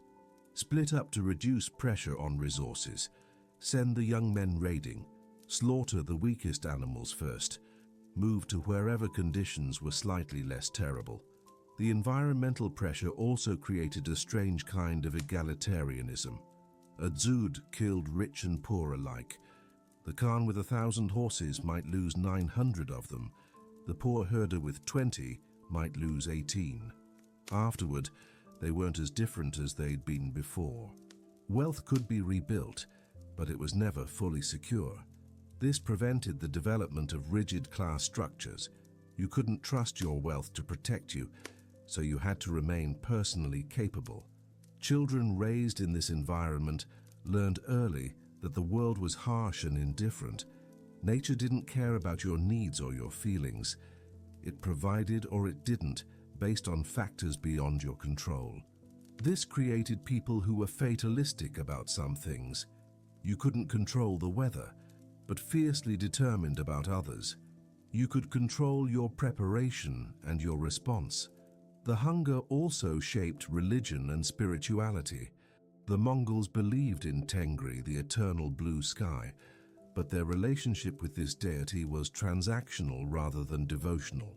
You made offerings and followed rituals not because you loved Tengri, but because you hoped it would bring better weather and more food. When things went badly anyway, you didn't lose faith. You assumed you'd angered some spirit or failed to make proper offerings. The solution was more ritual, not philosophical crisis. The shamans who mediated between humans and spirits gained their authority partly through claimed supernatural power, but mostly through being good at reading weather patterns and making sensible predictions. A shaman who could accurately forecast when winter would arrive earned respect. One who claimed divine visions but gave bad advice lost credibility quickly. Even mysticism had to produce practical results on the steppes. The periodic catastrophes also prevented population growth. In a good year, a clan might grow through births and by absorbing refugees from other groups. But then a dzud, or a particularly harsh winter, would kill the weakest members. The population remained roughly stable, never growing beyond what the land could support in bad years. This was Malthusian logic in action, brutal and impersonal. When Genghis Khan eventually began his conquests, he was leading people who had been shaped by generations of this pressure. They were hungry, not just in the immediate sense, but in a deep cultural sense. They looked at the wealthy civilizations around them and saw abundance that seemed almost offensive. Why should Chinese farmers have full granaries while Mongol children starved? Why should Persian cities have markets full of food while the steppes went through another dzud? The answer, of course, was that the Chinese and Persians had built those civilizations through agriculture, trade, and organization. But from a Mongol perspective, those were just excuses. The strong took from the weak. That was the law of the steppes, refined through centuries of climate pressure and recurring disaster. And now, unified under a leader who understood how to channel that pressure, they were going to apply that law to the entire world. The hunger had made them dangerous, not because it made them cruel, though they could be cruel when necessary, but because it made them willing to do whatever was required to ensure their survival. And in the early 13th century, ensuring survival meant conquest on a scale the world had never seen. The boy who would become Genghis Khan was born Temujin, probably around 1162, though nobody kept precise records on the steppes. His father, Yasugi, was a minor chief of the Borjigin clan, respected but not particularly powerful. His mother, Hoylun, had been kidnapped from another man, which meant Temujin entered the world already entangled in the cycle of raids and revenge that defined steppe life. The legend says he was born clutching a blood clot in his fist, which the shamans interpreted as a sign he would be a great warrior. Maybe that happened. Maybe it was added later. The way stories always get polished when the ending is already known. What matters is that Temujin was born into exactly the world we've been describing, harsh, violent, unforgiving, and shaped entirely by the demands of the steppes. His early childhood was probably unremarkable. He learned to ride almost as soon as he could walk. He watched the herds. He listened to the elders tell stories around the fire. He absorbed the lessons that every Mongol child absorbed.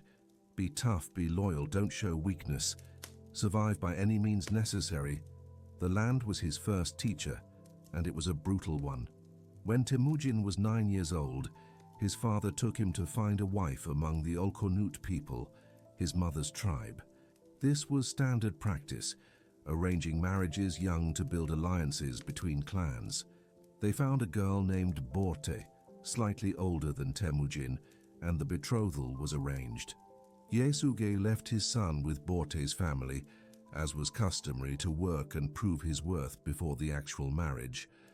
On the journey home, Yasuge stopped at a Tatar camp. The Tatars were old enemies.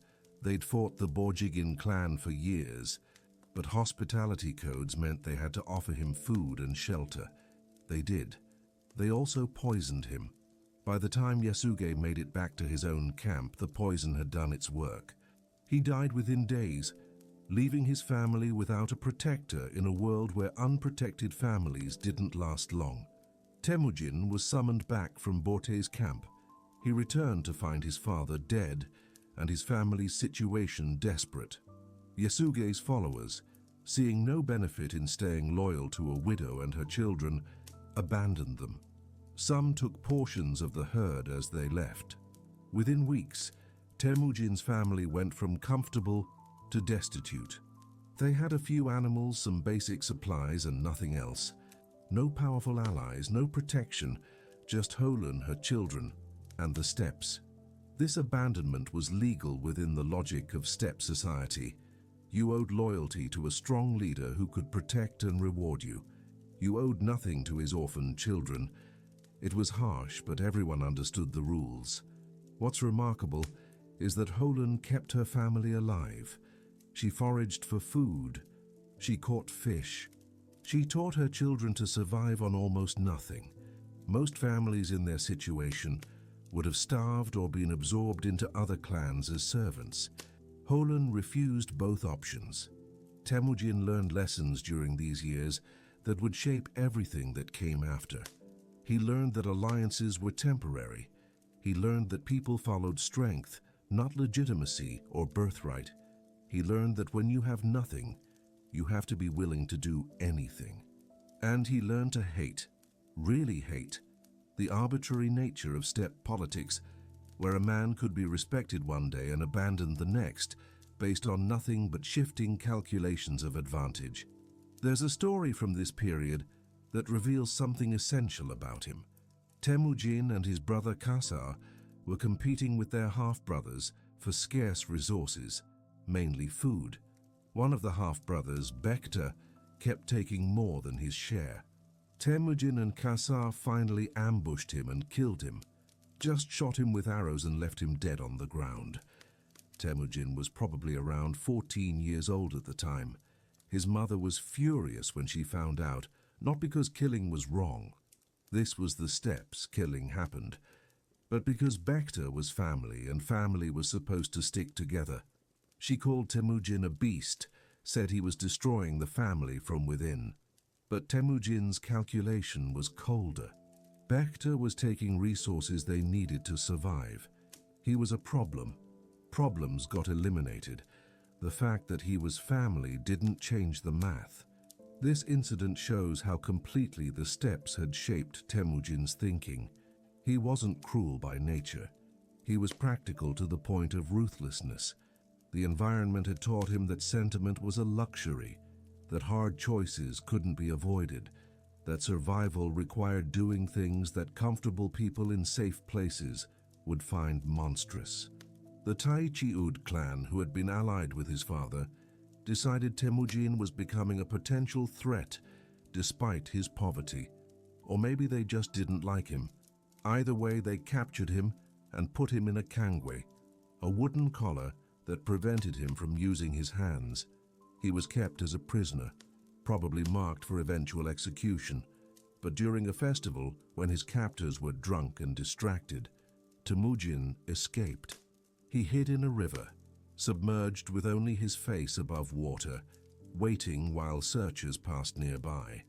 A man from the Taichi-ud clan found him and, instead of raising the alarm, helped him. This man, Sorgan Shira, later said he'd seen something in Temujin's eyes, fire and determination that suggested this boy wouldn't stay down forever. So he freed him, gave him a horse, and sent him away. This single act of mercy from a member of an enemy clan apparently stayed with Temujin. Later, when he had power, he rewarded Sorgan Shira and his family. These early years, orphaned, impoverished, hunted, were Temujin's education. The steppes taught him directly, without intermediaries. He learned that the strong survived and the weak served or died. He learned that loyalty was earned, not given. He learned that today's enemy might be tomorrow's ally if the circumstances changed. And he learned that having nothing meant you had nothing to lose, which was its own kind of power. When Temujin came of age, he returned to claim Borte, the girl he'd been betrothed to years earlier. Her family honored the agreement, which suggests they saw something promising in him despite his poverty. Borte became his wife, and almost immediately, the Merkits raided his camp and kidnapped her. Remember, Temujin's father had kidnapped Temujin's mother from a Merkit man. Now the Merkits were collecting their debt, taking Temujin's wife the way Temujin's father had taken one of theirs. This could have broken him. He had no army, no resources, no authority. But instead of accepting the loss, Temujin went to Togrul, the Khan of the Kerites, who had been his father's ally. He appealed to their past friendship and asked for help. Togrul agreed, partly out of genuine loyalty to Yasuge's memory, and partly because this desperate young man might be useful someday. Temujin also sought help from Jamuka, a childhood friend who had become a respected warrior. Together, they assembled a force large enough to attack the Merkits. They raided the Merkit camps, killed some warriors, recovered Borte, and took Merkit livestock as compensation. It was Temujin's first real military success, and it taught him something crucial. With the right alliances, even a nobody could marshal significant force. But it also complicated his life. When Borte was recovered, she was pregnant. She later gave birth to a son, Yoshi.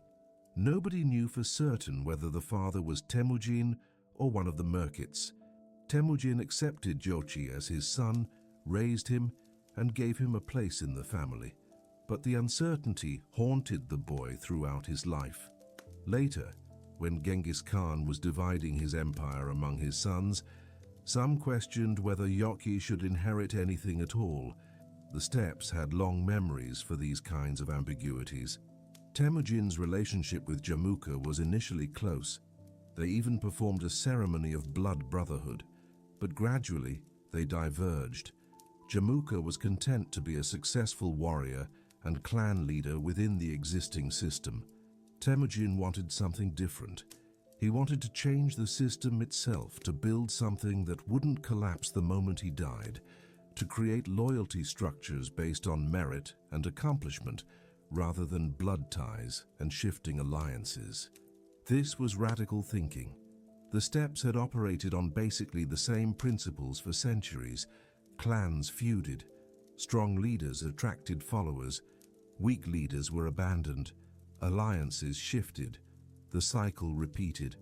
Temujin looked at this pattern and saw waste. All this energy spent fighting each other instead of fighting outsiders. All these capable warriors killing each other over pasture disputes instead of conquering settled civilizations. His vision was shaped directly by his experience of the land. He'd felt the pressure of scarcity. He'd watched families destroyed by dzud and warfare. He'd seen how the constant infighting kept everyone poor and vulnerable. And he'd also seen, during his campaigns with Togrul and Jamukha, how powerful the Mongol cavalry could be when properly organized and directed. The land had made him hard. The abandonment after his father's death had made him suspicious of traditional loyalties. The poverty had made him creative and ruthless. The constant danger had made him a superb tactical thinker. Every brutal lesson the Steppes taught he'd learned perfectly, and now he was ready to apply those lessons not just to survival, but to conquest. Temujin began attracting followers, not because of his bloodline, though being the son of Yasuge helped, but because he offered something different. He rewarded merit over birth. He shared plunder fairly. He kept his promises.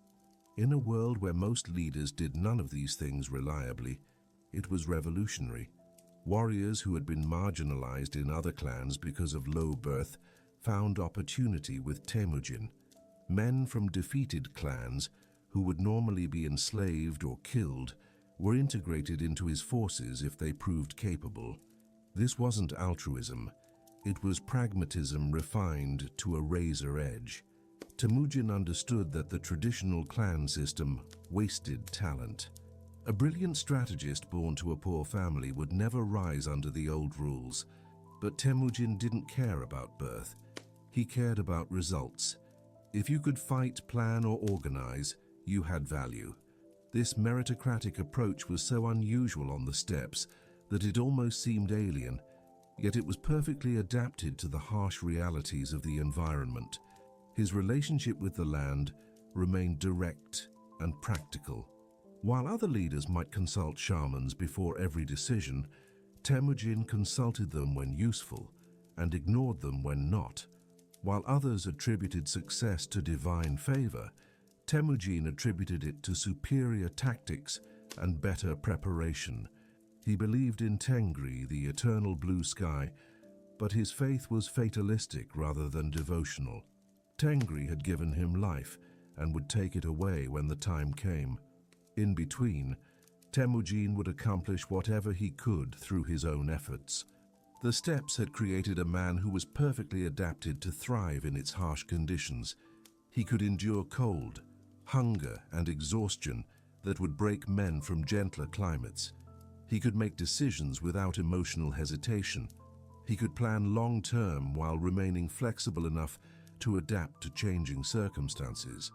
He understood logistics, morale, and the psychology of both his followers and his enemies. But more than that, the land had given him a vision. He looked at the feuding clans and saw potential for unity.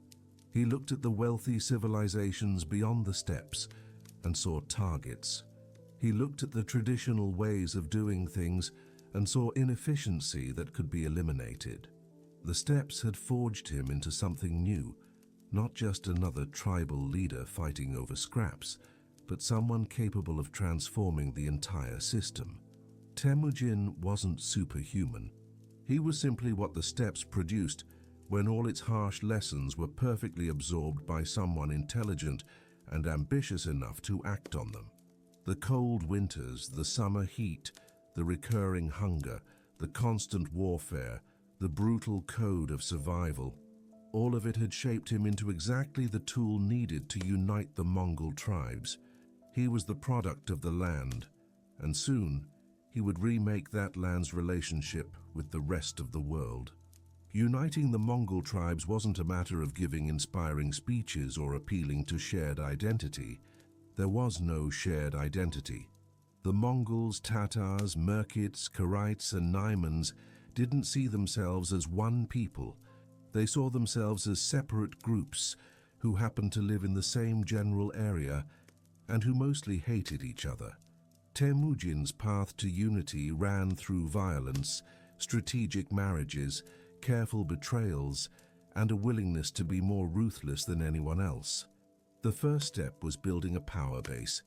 Temujin started with his own clan, the Borjigin, but they were small and weak after years of decline, so he recruited outsiders, warriors from other clans who were dissatisfied with their current leaders, men who had been exiled or dishonored, even former enemies if they were willing to swear loyalty. This was unusual. Most clan leaders only trusted blood relatives. Temujin trusted anyone who proved useful, regardless of their background. His early alliance with Togrul Khan of the Kerets gave him legitimacy and military support.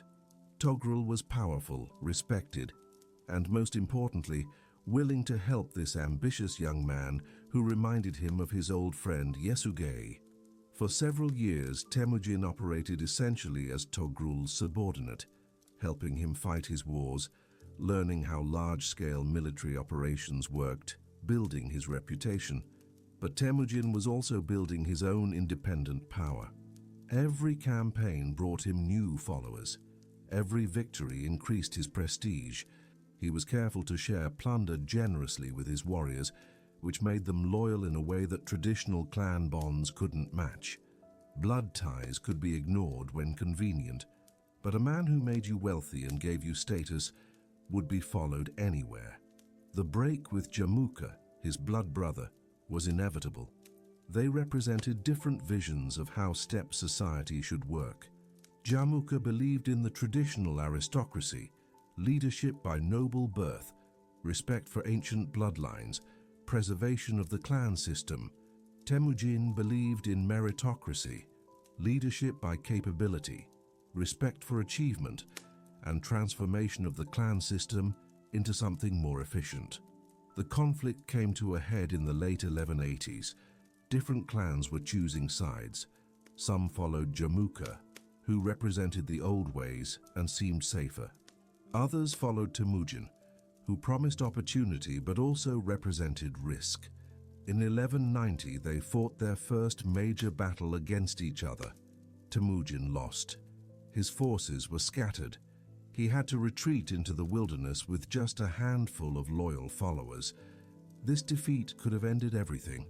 Many of his newer followers abandoned him, which was predictable, but his core group, men like Boghuchu and Jelme, who had been with him since the beginning, stayed. This loyalty wasn't based on clan ties or blood brotherhood. It was based on personal relationships, forged through shared hardship. Temujin had proven himself to these men, not through speeches, but through actions. They'd seen him share his last food with them. They'd seen him fight alongside them rather than commanding from the rear. That kind of loyalty couldn't be purchased or inherited. Temujin spent the next few years rebuilding. He understood something crucial about steppe politics. Victories were temporary, but the ability to survive defeat was what mattered. Other leaders might win a battle and then grow arrogant. Temujin lost a battle and learned from it. He analyzed what went wrong. His forces had been too dispersed. His intelligence had been poor. His allies had been unreliable. He addressed each problem systematically. He also started implementing organizational changes that would later become the foundation of Mongol military power. He divided his warriors into decimal units, tens, hundreds, thousands. Each unit had a commander responsible for discipline and performance. This wasn't revolutionary. Other armies used similar systems, but Temujin enforced it strictly. A commander who failed was replaced, regardless of his noble blood. A common soldier who showed exceptional ability could be promoted to command. Around 1196, Temujin helped Togrul in a campaign against the Tatars, his father's old enemies. The campaign was successful. Temujin personally killed several Tatar leaders, revenge for Yesugei's poisoning years earlier. But more importantly, he distributed the captured Tatar livestock and goods in a way that impressed his followers. Instead of keeping the largest share for himself, He allocated it based on contribution to the victory. Warriors who had fought bravest received more. Those who had hung back received less. This meritocratic distribution was unusual enough that people noticed. It spread his reputation. Warriors in other clans began thinking that maybe life under Temujin would be better than life under their current leaders. This was exactly what he wanted, to attract talent away from rivals by offering a better deal. His relationship with Togrul gradually soured. Togrul's son Sengum saw Temujin as a threat and convinced his father that the ambitious younger man would eventually turn on them. They were right, but before they could move against him, Temujin learned of their plans. In 1203, war broke out between Temujin and his former patron. The war was brutal. Both sides knew each other's tactics. Togrul had more men and resources. Temujin had better intelligence and more motivated warriors. The decisive battle happened at a place called Kalakaljid Sands. Temujin won, though barely. Togrul fled and was killed by border guards who didn't recognize him. Sengum escaped but died somewhere in exile. The powerful Kerit Confederation was destroyed, and Temujin absorbed its warriors into his own forces. This pattern repeated with other tribes. Temujin would ally with them when useful, then turn on them when the moment was right. The Naimans, the Merkits, the remaining Tatars, one by one they were defeated, scattered, or absorbed. With each victory, Temujin's army grew, but he didn't just collect warriors, he collected expertise. Captured craftsmen were put to work making better weapons. Literate people from defeated clans were used to keep records. He was building not just an army, but an organization. The treatment of defeated enemies followed a pattern. Warriors who surrendered were given a choice: join Temujin's forces and be treated as equals or die. Leaders who resisted were executed publicly, often brutally, as a lesson to others. Women and children were distributed among the victors or integrated into existing clans. It was harsh, but no harsher than traditional steppe warfare. The difference was the scale and the systematic nature of it. Temujin was particularly ruthless with the Tatars, his father's killers. He ordered the execution of every Tatar male taller than a cart axle, essentially every male old enough to seek revenge. The surviving women and children were absorbed into Mongol clans. Within a generation, the Tatars ceased to exist as a distinct people. This level of thoroughness was unusual even by steppe standards, but it served a purpose. It sent a message. Resistance would not just be defeated, it would be erased. By 1206, Temujin controlled most of the Mongol tribes and many of the neighboring peoples. He'd accomplished something unprecedented, unifying the fractious clans under a single leader. In that year, a great assembly called a Kuriltai was held. The chiefs and leaders who had submitted to Temujin gathered to formally acknowledge his supremacy. They gave him a new title, Genghis Khan, which roughly translates to universal ruler or oceanic ruler, a leader whose authority extended as far as the mind could imagine.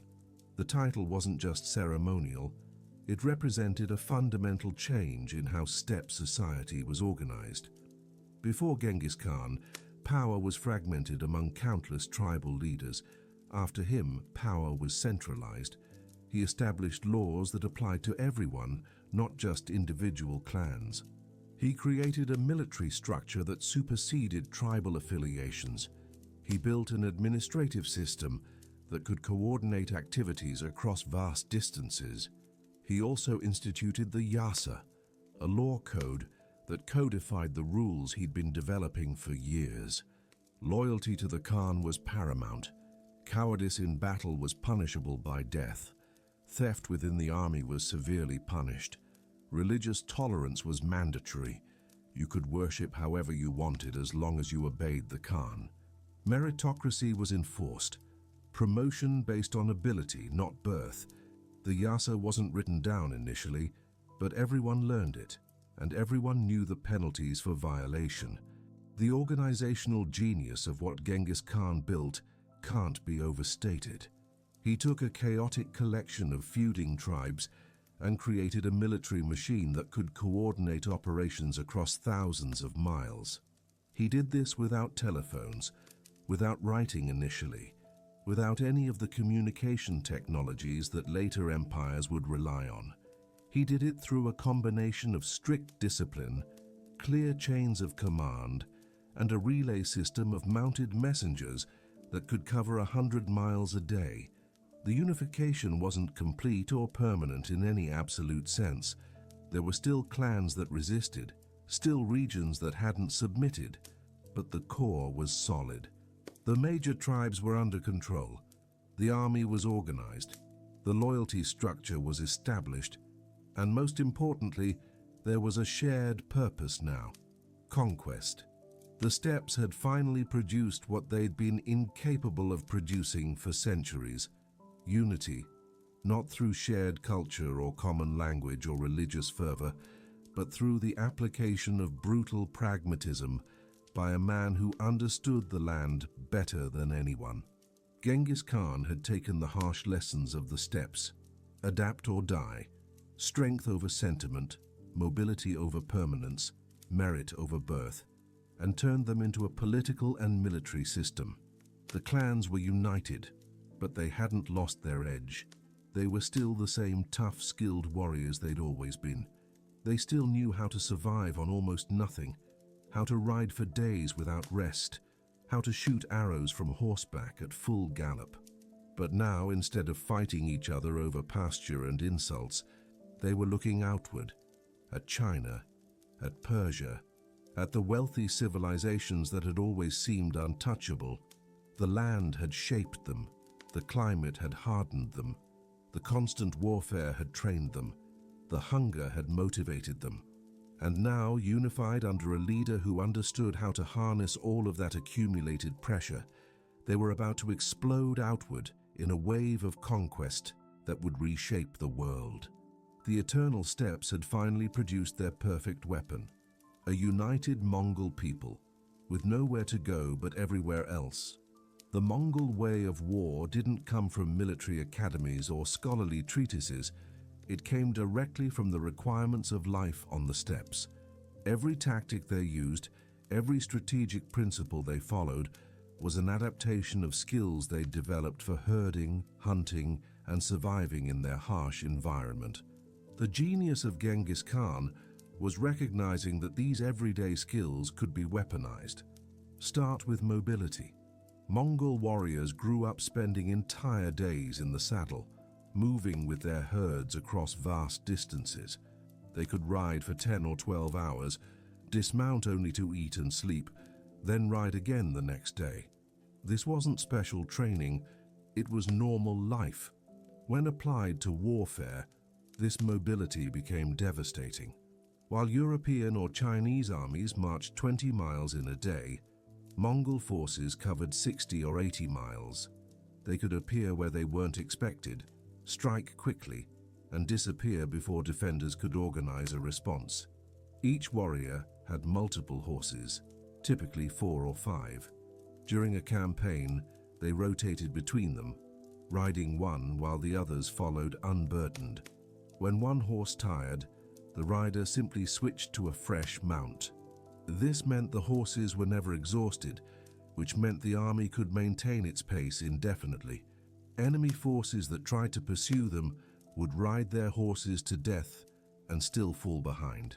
The composite bow was their primary weapon, and they'd been training with it since childhood. A Mongol boy started shooting around age 4 or 5. By the time he was a teenager, he could hit targets reliably from horseback at full gallop. This wasn't learned in boot camp over a few months. It was the result of a decade of constant practice. The muscle memory, the intuitive calculation of trajectory and wind, the ability to release arrows in rhythm with the horse's gait, all of this was second nature. The effective range of a Mongol composite bow was around 200 yards for massed fire, and half that for accurate individual shots. They carried two types of arrows: light arrows with narrow points for long-range harassment, heavy arrows with broad heads for close combat and armor penetration. In battle, they could shoot 10 or 15 arrows per minute, which meant a unit of 1,000 Mongol cavalry could put 10,000 arrows in the air every minute. This volume of fire was comparable to later gunpowder weapons in terms of psychological impact. Their cavalry tactics came directly from hunting strategies. When hunting antelope or wild horses on the steppes, Mongol hunters would spread out in a wide arc, gradually closing the circle while driving the prey toward a killing zone. They applied the same principle to human enemies. Mongol forces would form a wide crescent, appearing to surround the enemy force. The enemy, seeing themselves encircled, would often panic or make poor decisions. The feigned retreat was perhaps their most famous tactic, and it came from understanding how predators and prey behaved. When hunting wolves or other dangerous animals, Mongol hunters knew that a direct attack often failed. The prey would flee or fight desperately. But if you appeared to flee yourself, the prey's instinct was to pursue. Once they were spread out and disorganized in pursuit, you could turn and pick them off. The Mongols applied this to warfare with devastating effect. A Mongol force would engage an enemy, exchange some arrows, then suddenly break and run. The enemy army, thinking they'd won, would chase after them. The Mongols would lead them on for miles, fragmenting the pursuing force, exhausting their horses and men. Then, at a predetermined location, the Mongols would turn and counterattack, or fresh Mongol forces, hidden and rested, would strike the exhausted pursuers from the flanks. Armies that thought they were winning suddenly found themselves destroyed. European and Chinese commanders fell for this trick repeatedly. It seemed impossible that an army in full retreat was actually executing a coordinated plan. Surely men who were fleeing were panicking, not following orders. But Mongol warriors had been taught discipline from childhood. They trusted their commanders absolutely.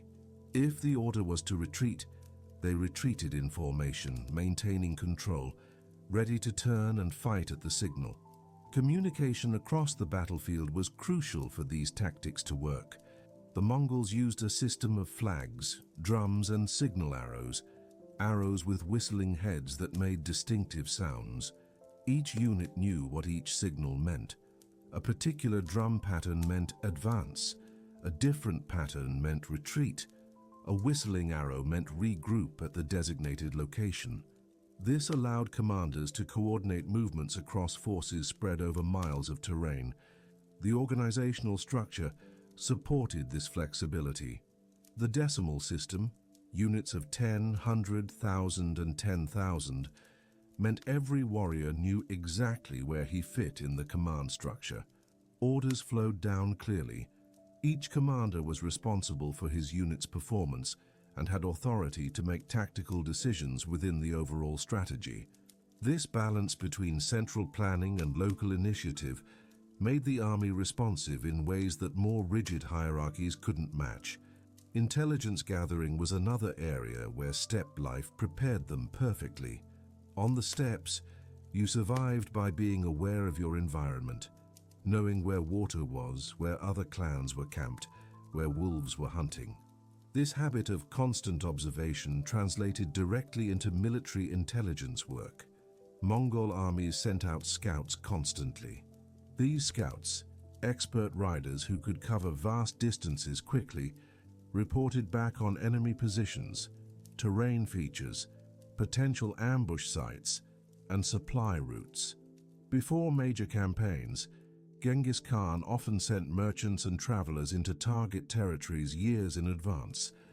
These agents gathered information about defenses, political divisions, economic resources, and military capabilities. By the time the Mongol army arrived, they often knew more about the enemy's territory than the enemy did. This intelligence advantage meant they could avoid strong points, exploit weaknesses, and plan their campaigns with precision. The Mongols also excelled at psychological warfare. They deliberately cultivated a reputation for invincibility and ruthlessness. Cities that resisted were often destroyed completely, their populations massacred as an example to others. But cities that surrendered were usually treated leniently. This created a powerful incentive structure: resist and die, or surrender and live. Many cities chose surrender, which allowed the Mongols to conquer vast territories with minimal fighting.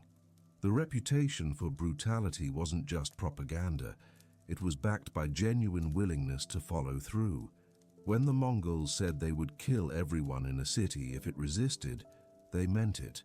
This credibility made the threats effective. After the first few examples, cities started surrendering at the sight of Mongol banners on the horizon. The psychological weapon was as important as the physical army.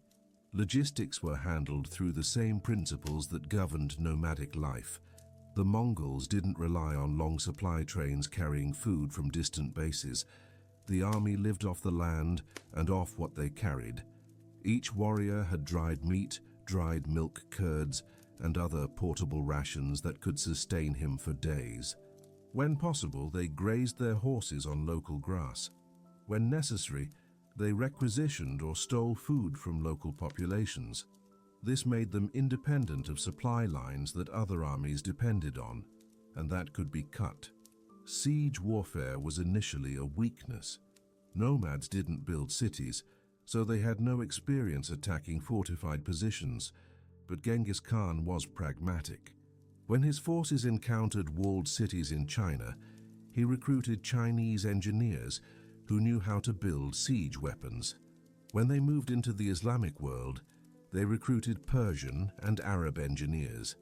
The Mongols weren't too proud to adopt foreign technologies when those technologies were useful. They learned to use catapults, battering rams, siege towers, and even primitive explosive devices. They learned to divert rivers to flood cities or cut off water supplies. They learned to use captured prisoners as human shields or as forced labor to fill in moats. Within a few decades, the Mongols went from knowing nothing about siegecraft to being among the best practitioners of it in the world.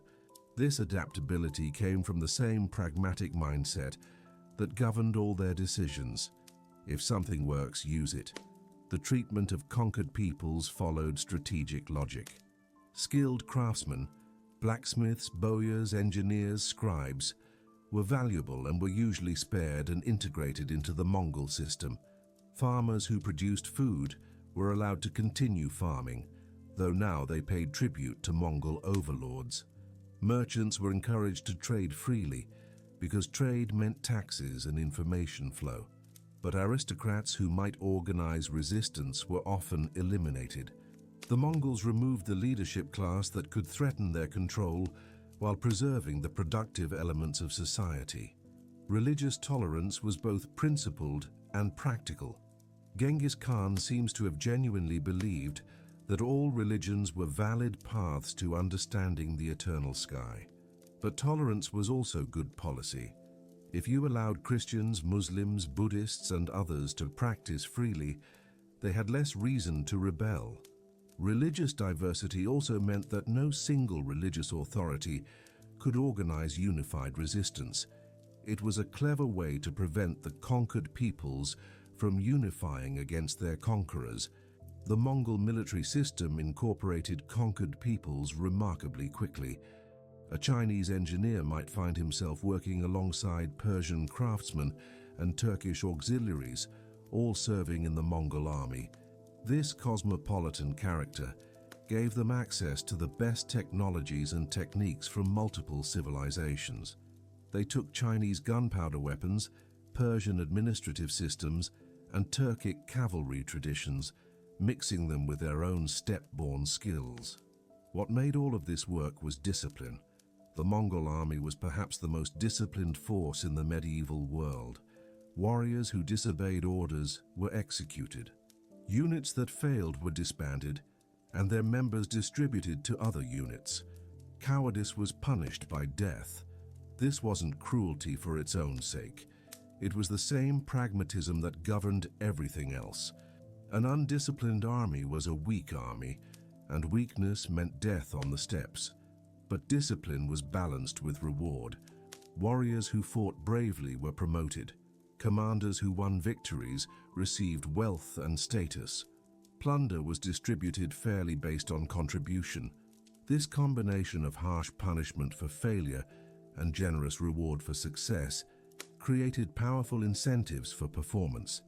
The strategic vision extended beyond individual battles. Genghis Khan understood that conquest wasn't just about winning fights. It was about creating sustainable systems of control. He divided conquered territories into administrative regions, appointed governors to manage them, and established postal and communication systems to keep everything connected. The famous Yam system of relay stations allowed messages and goods to travel rapidly across the empire. This infrastructure turned conquest into lasting domination. The Mongol way of war was fundamentally about efficiency. They didn't waste resources on elaborate equipment they didn't need. They didn't waste men in frontal assaults when flanking maneuvers would work. They didn't waste time on prolonged sieges when intimidation could force surrender. Every decision was calculated to achieve maximum effect with minimum cost. This efficiency came from centuries of living in an environment where waste meant death. The steppes had taught them to read terrain, to use weather as a weapon, to turn natural features into tactical advantages. They fought in winter when other armies couldn't campaign, using frozen rivers as highways. They used dust storms and fog for concealment. They chose battlefields with grass for their horses and escape routes for themselves. They thought like hunters who had spent their lives understanding how landscape and climate could be leveraged. When you combine mobility, discipline, intelligence gathering, psychological warfare, technological adaptability, and strategic vision, you get something unprecedented. The Mongol military machine wasn't just good, it was revolutionary. It took the skills that every steppe nomad learned for survival and transformed them into a system for conquest that would dominate much of the known world for over a century. The land had shaped the strategy. The strategy had conquered the world. Genghis Khan stood at the walls of Beijing in 1215, looking at the largest city he'd ever seen. Millions of people lived behind those walls, more people than existed in all of Mongolia. The city had markets full of silk, porcelain, jade, and spices. It had libraries with thousands of books. It had palaces that made the grandest Mongol tent look like poverty. But Genghis Khan wasn't impressed in the way the city's inhabitants might have expected. He saw waste. All those resources concentrated in one place that couldn't move, couldn't adapt, couldn't flee when danger came. The walls that the Chinese considered their greatest strength looked to him like a trap. If you needed walls to feel safe, you were already defeated. Safety came from mobility, from the ability to vanish into the vastness of space. These people had forgotten that, or maybe they'd never known it. They'd chosen comfort over freedom, and now they were paying the price. The Mongols besieged Beijing for months. They eventually took it, looted it, and moved on. But Genghis Khan never made it his capital. He never tried to live in the palaces or adopt Chinese court culture. He returned to the steppes, to his mobile camps, to the life he understood. The empire could be run from a tent as well as from a palace, better even, because a tent could be packed up and moved when circumstances changed. This decision revealed something fundamental about the Mongol conquest. It wasn't about becoming like the civilizations they defeated.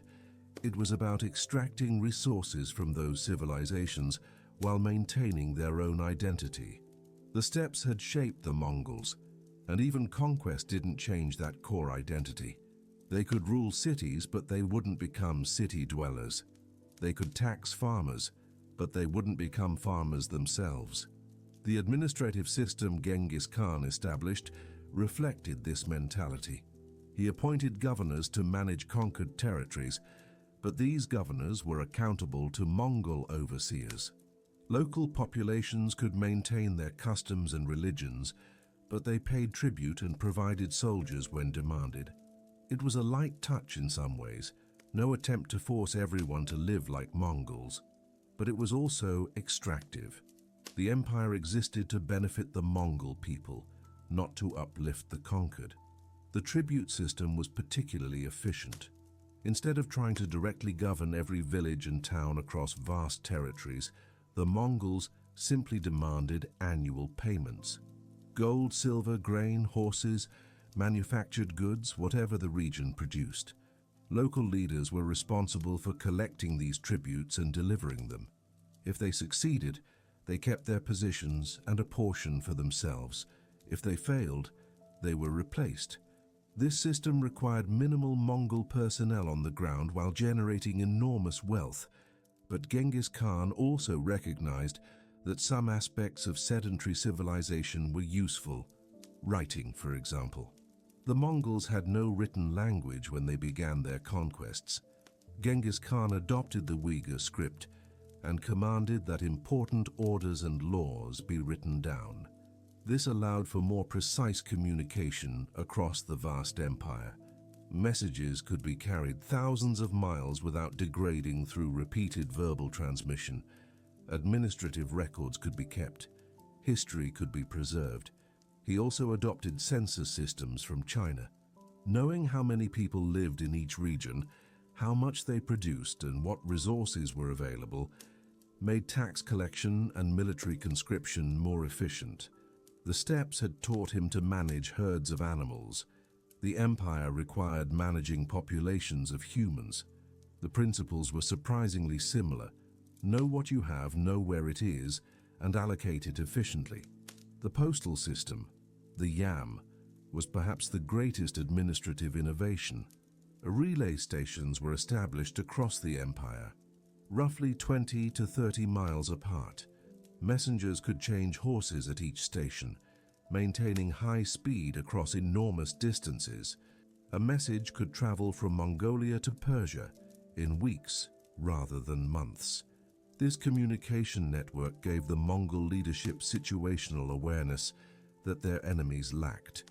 They could respond to threats or opportunities quickly because information flowed rapidly. But even as they adopted these civilized techniques, the Mongols maintained their core identity. The warriors still lived primarily nomadic lives when not campaigning. They still herded animals. They still lived in gurs. Their sons still learned to ride and shoot before they learned to read. The military remained organized around cavalry units that could live off the land.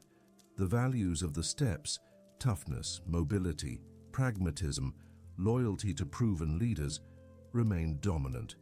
This created a strange hybrid system. The empire had written laws, postal networks, and administrative bureaucracies borrowed from sedentary civilizations, but it was run by people whose worldview was fundamentally nomadic. They saw cities as resource extraction points, not as places to live. They saw walls as limitations, not as security. They saw permanent settlement as vulnerability, not as civilization. Genghis Khan's sons and grandsons carried this mentality with them as they expanded the empire further. Ogedei campaigned into Europe, Hulagu destroyed Baghdad, Kublai eventually conquered all of China, but in each case, the Mongol identity remained distinct.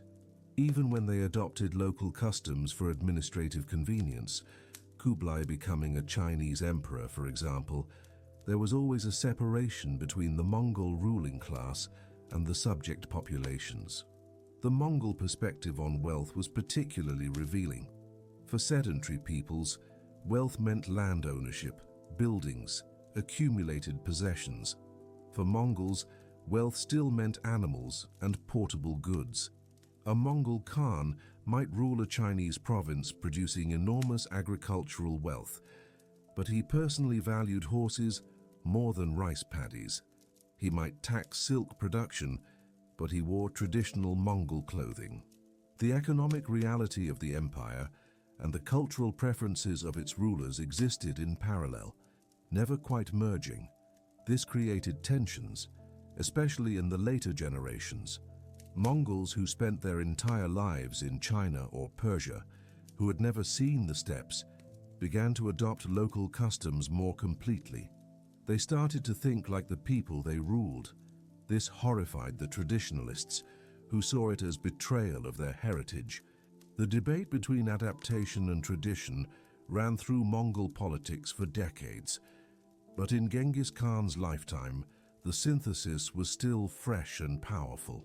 The Mongols were confident in their identity. They'd proven that steppe nomads could defeat the greatest civilizations of the age. Why would they want to become like those they'd beaten?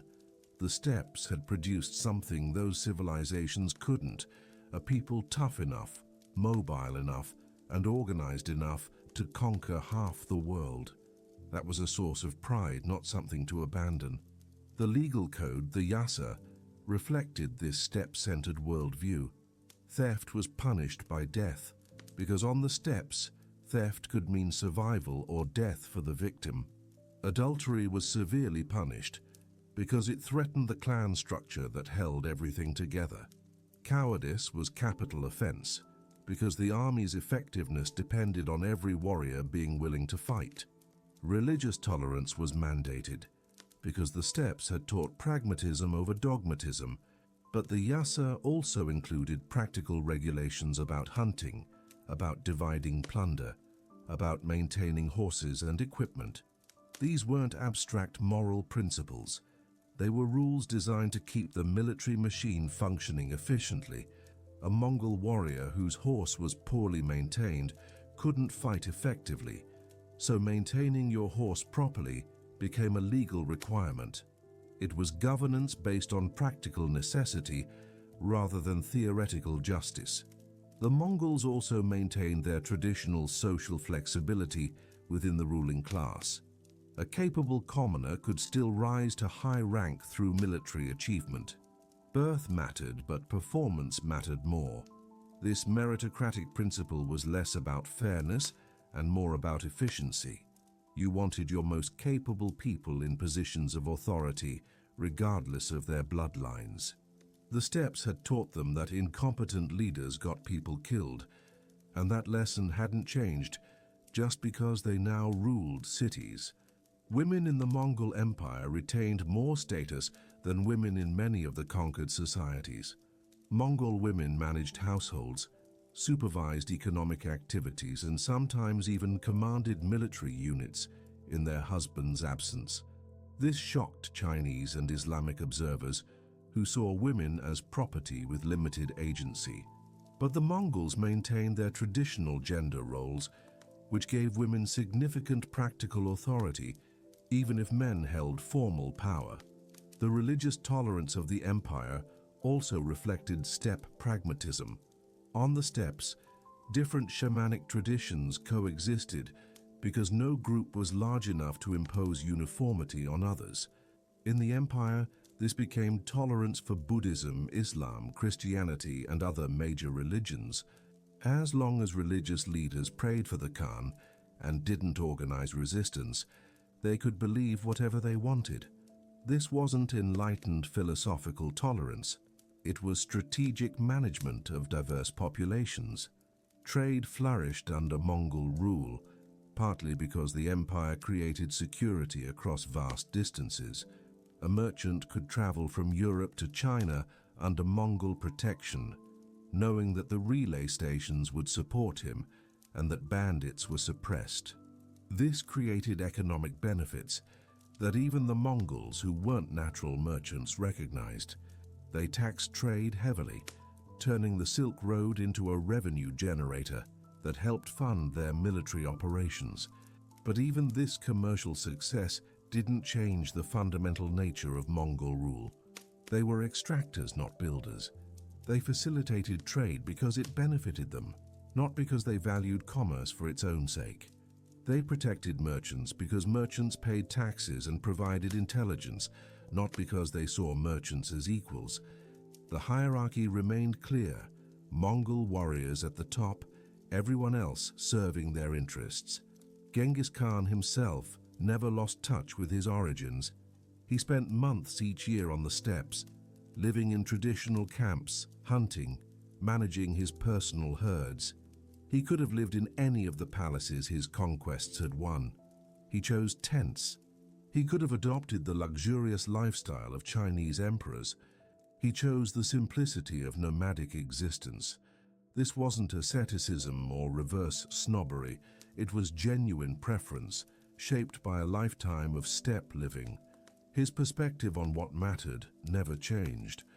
When asked what brought the greatest happiness, he reportedly said something like, "To crush your enemies, see them driven before you, and hear the lamentation of their women."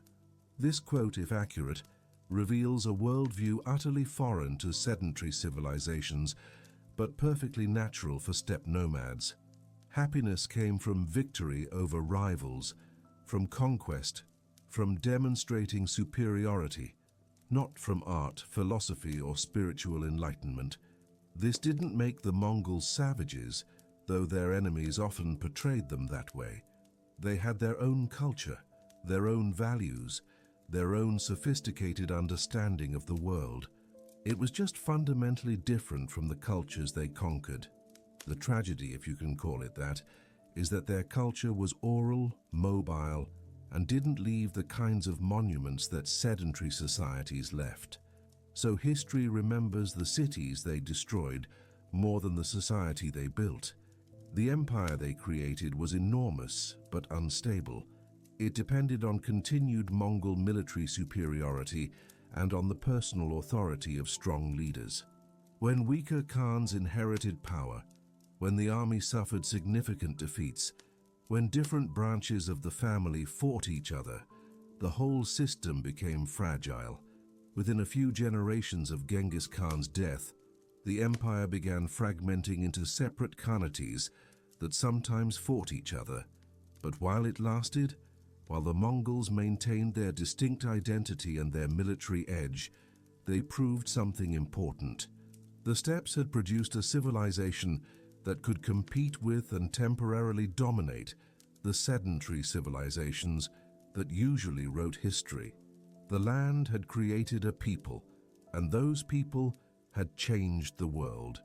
Even in conquest, even ruling territories far from their homeland, the steppes remained within them, in their values, their organizational principles, their understanding of how the world worked. Genghis Khan died in 1227, probably from injuries sustained in a fall from his horse. Even the details of his death are uncertain. Some sources say fever, others say wounds from battle. What matters is that the man who unified the steppes and launched the greatest conquest in history died the way most Mongol warriors died, somewhere on campaign, far from permanent settlement, still in the saddle until the end. His burial location remains unknown. The Mongols took great care to hide it, killing everyone who witnessed the funeral procession, planting trees over the grave site, driving herds of horses across it to erase all traces. This wasn't just paranoia about grave robbers. It reflected a deeper belief that a warrior's resting place should return to the land, become part of the steppes again, disappear into the vastness that had created him. The empire continued without him. His sons and grandsons pushed the borders even further. Ogedei, his successor, completed the conquest of northern China and launched invasions into Europe that reached Poland and Hungary. Mongke expanded into the Middle East and southern China. Kublai eventually conquered all of China, establishing the Yuan dynasty. Hulegu destroyed the Abbasid Caliphate in Baghdad, ending centuries of Islamic dominance in the region. At its peak, the Mongol Empire covered roughly 24 million square kilometers, the largest contiguous land empire in history. From Korea to Hungary, from Siberia to India, Mongol authority reached territories that had never been united under a single power. Roughly a quarter of the world's population lived under Mongol rule at various points. The scale of this achievement is difficult to overstate, but the empire was always fragile. It depended on Mongol military superiority, which required constant training and discipline. As generations passed and Mongols became more settled, that military edge eroded. It depended on strong central leadership, which became harder to maintain as the ruling family grew larger and different branches competed for supremacy. It depended on continued expansion to provide plunder and opportunities. But eventually the empire reached natural limits where further conquest became impractical. By the mid-1400s, the Mongol Empire had fragmented into separate khanates: the Golden Horde in Russia, the Ilkhanate in Persia, the Chagatai Khanate in Central Asia, and the Yuan dynasty in China. These entities sometimes cooperated, but often fought each other. The unity that Genghis Khan had forged dissolved back into the traditional pattern of feuding clans, just on a much larger scale. The Yuan dynasty in China fell in 1368, overthrown by the Ming dynasty. The Ming actively worked to erase Mongol influence, destroying records, demolishing buildings, and suppressing Mongol culture. In Persia, the Ilkhanate collapsed in the 1330s, fragmenting into smaller states that were eventually absorbed by other powers.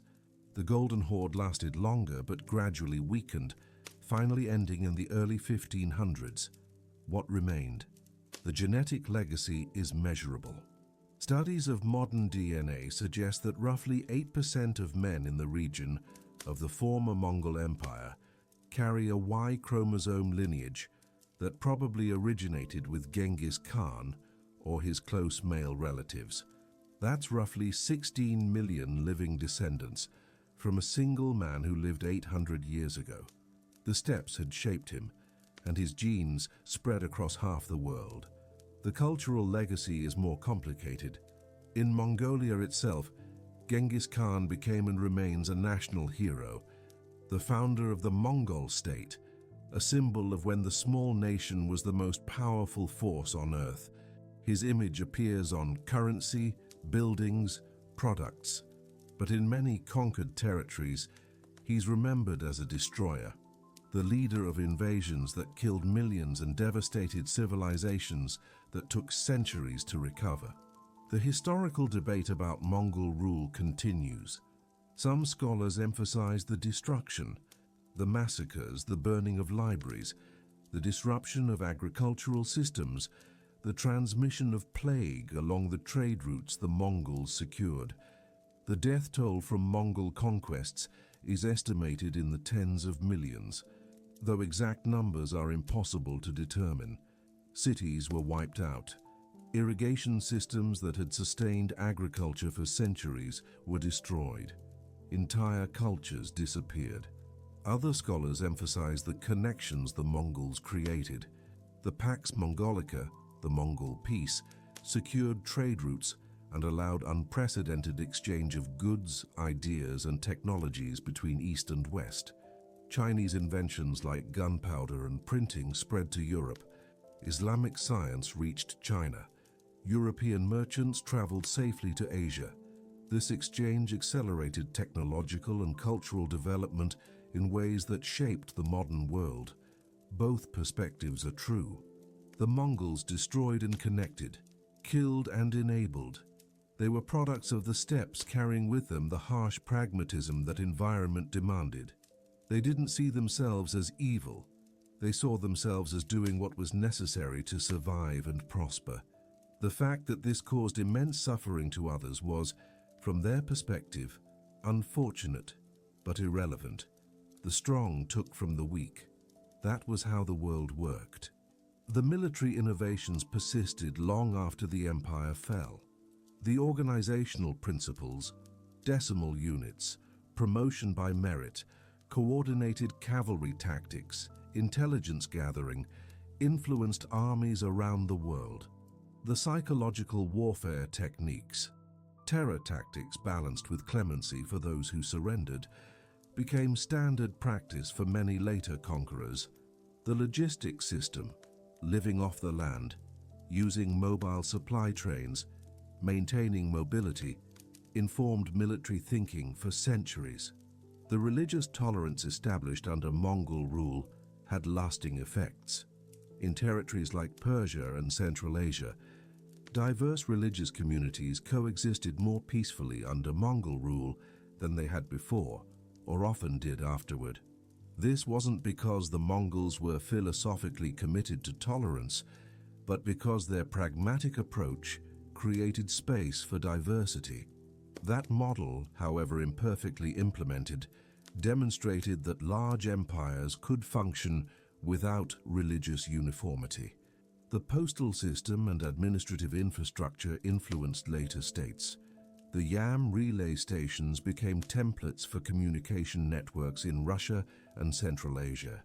The census and taxation systems the Mongols borrowed from China and adapted for their empire were studied and sometimes adopted by successor states. The legal concepts in the yasa, particularly the emphasis on meritocracy and practical governance, influenced political thought in various cultures. But perhaps the most important legacy is harder to quantify. The Mongol conquests shattered the assumption that sedentary agricultural civilizations were inherently superior to nomadic societies. They proved that mobility, adaptability, and military discipline could overcome walls, numbers, and technological advantages. This psychological shift affected how civilizations thought about themselves and their vulnerabilities. The trauma of Mongol invasion shaped Russian, Persian, Chinese, and European consciousness for centuries. The fear that horse-riding warriors from the steppes might appear on the horizon, unstoppable and merciless, became embedded in cultural memory. This fear influenced everything from military architecture to diplomatic strategies to literature. The Mongols became symbolic of chaos, of the breakdown of civilized order, of the revenge of the wilderness on settled society. But in Mongolia, the memory was different. The time of the empire was remembered as glory, as the moment when Mongol power reached its zenith, when the whole world paid tribute to the Khans of the steppes. This created a cultural schizophrenia. What was a golden age for Mongols was a dark age for many others. History, as always, depends on perspective. The steppes themselves remained. Long after the empire fragmented, long after the Mongols ceased being a world power, the land continued shaping the people who lived on it. The same environmental pressures that had produced Genghis Khan, the cold winters, the summer heat, the vast distances, the scarcity, continued operating. Modern Mongolia is still a largely nomadic society, with herders moving their animals across the same grasslands their ancestors traversed. The skills that made the Mongols formidable warriors, horsemanship, archery, endurance, are still practiced, though now more for cultural preservation and sport than for survival. The Naadam festival, held annually, features competitions in wrestling, archery, and horse racing, the same activities that once determined a warrior's status. The connection to the past remains visible, even if the context has changed completely. Climate change is affecting the steppes now in ways that would have baffled Genghis Khan. The Dzud events are becoming more frequent and more severe. Desertification is spreading. The traditional nomadic lifestyle is under pressure from modernization, urbanization, and environmental degradation. The land that shaped one of history's greatest conquerors is itself being reshaped by forces beyond anyone's control. In the broader world, Mongolia is a small nation caught between two giants, Russia and China. The days of Mongol armies terrifying empires are long gone, but the memory persists. Genghis Khan's image is everywhere in Mongolia: statues, murals, currency, products. He represents a time when being Mongol meant power, when the steppes produced warriors who couldn't be defeated, when the harsh land created hard men who changed the world. The echo of hoofbeats still resonates in historical consciousness. When we think about rapid conquest, about mobile warfare, about the clash between nomadic and settled societies, the Mongols provide the reference point. When we discuss the relationship between environment and culture, between climate and civilization, between geography and destiny, the steppes of Mongolia offer a case study in how land shapes people and how people, once shaped, can reshape the world. The eternal blue sky that the Mongols worshipped still stretches over those vast grasslands. The wind still blows across the empty spaces. The winters are still brutal. The summers still burn. The land hasn't changed much in 800 years. But the people it produced once changed everything else. That's the paradox and the legacy. A place that seems timeless and unchanging generated a force that accelerated historical change across half the planet. In the end, the steppes gave the world Genghis Khan and the Mongol Empire. Then they took them back. The empire fragmented, the descendants dispersed, the memory faded into legend and history books. What remains is the land itself, still harsh, still beautiful, still shaping the lives of those who call it home. The echoes of that brief moment when the steppes ruled the world continue resonating, fainter with each generation, but never quite silent. The story of the Mongols is ultimately the story of the steppes. The land wrote the script, the people performed it, and the world watched, terrified and fascinated, as nomads who owned nothing but horses and skills conquered civilizations that owned everything else. It was an inversion of the expected order, a triumph of mobility over permanence, of adaptation over tradition, of the harsh periphery over the wealthy center. It happened once, it won't happen again, but it happened. And that fact alone ensures that the steppes and the people they created will never be forgotten.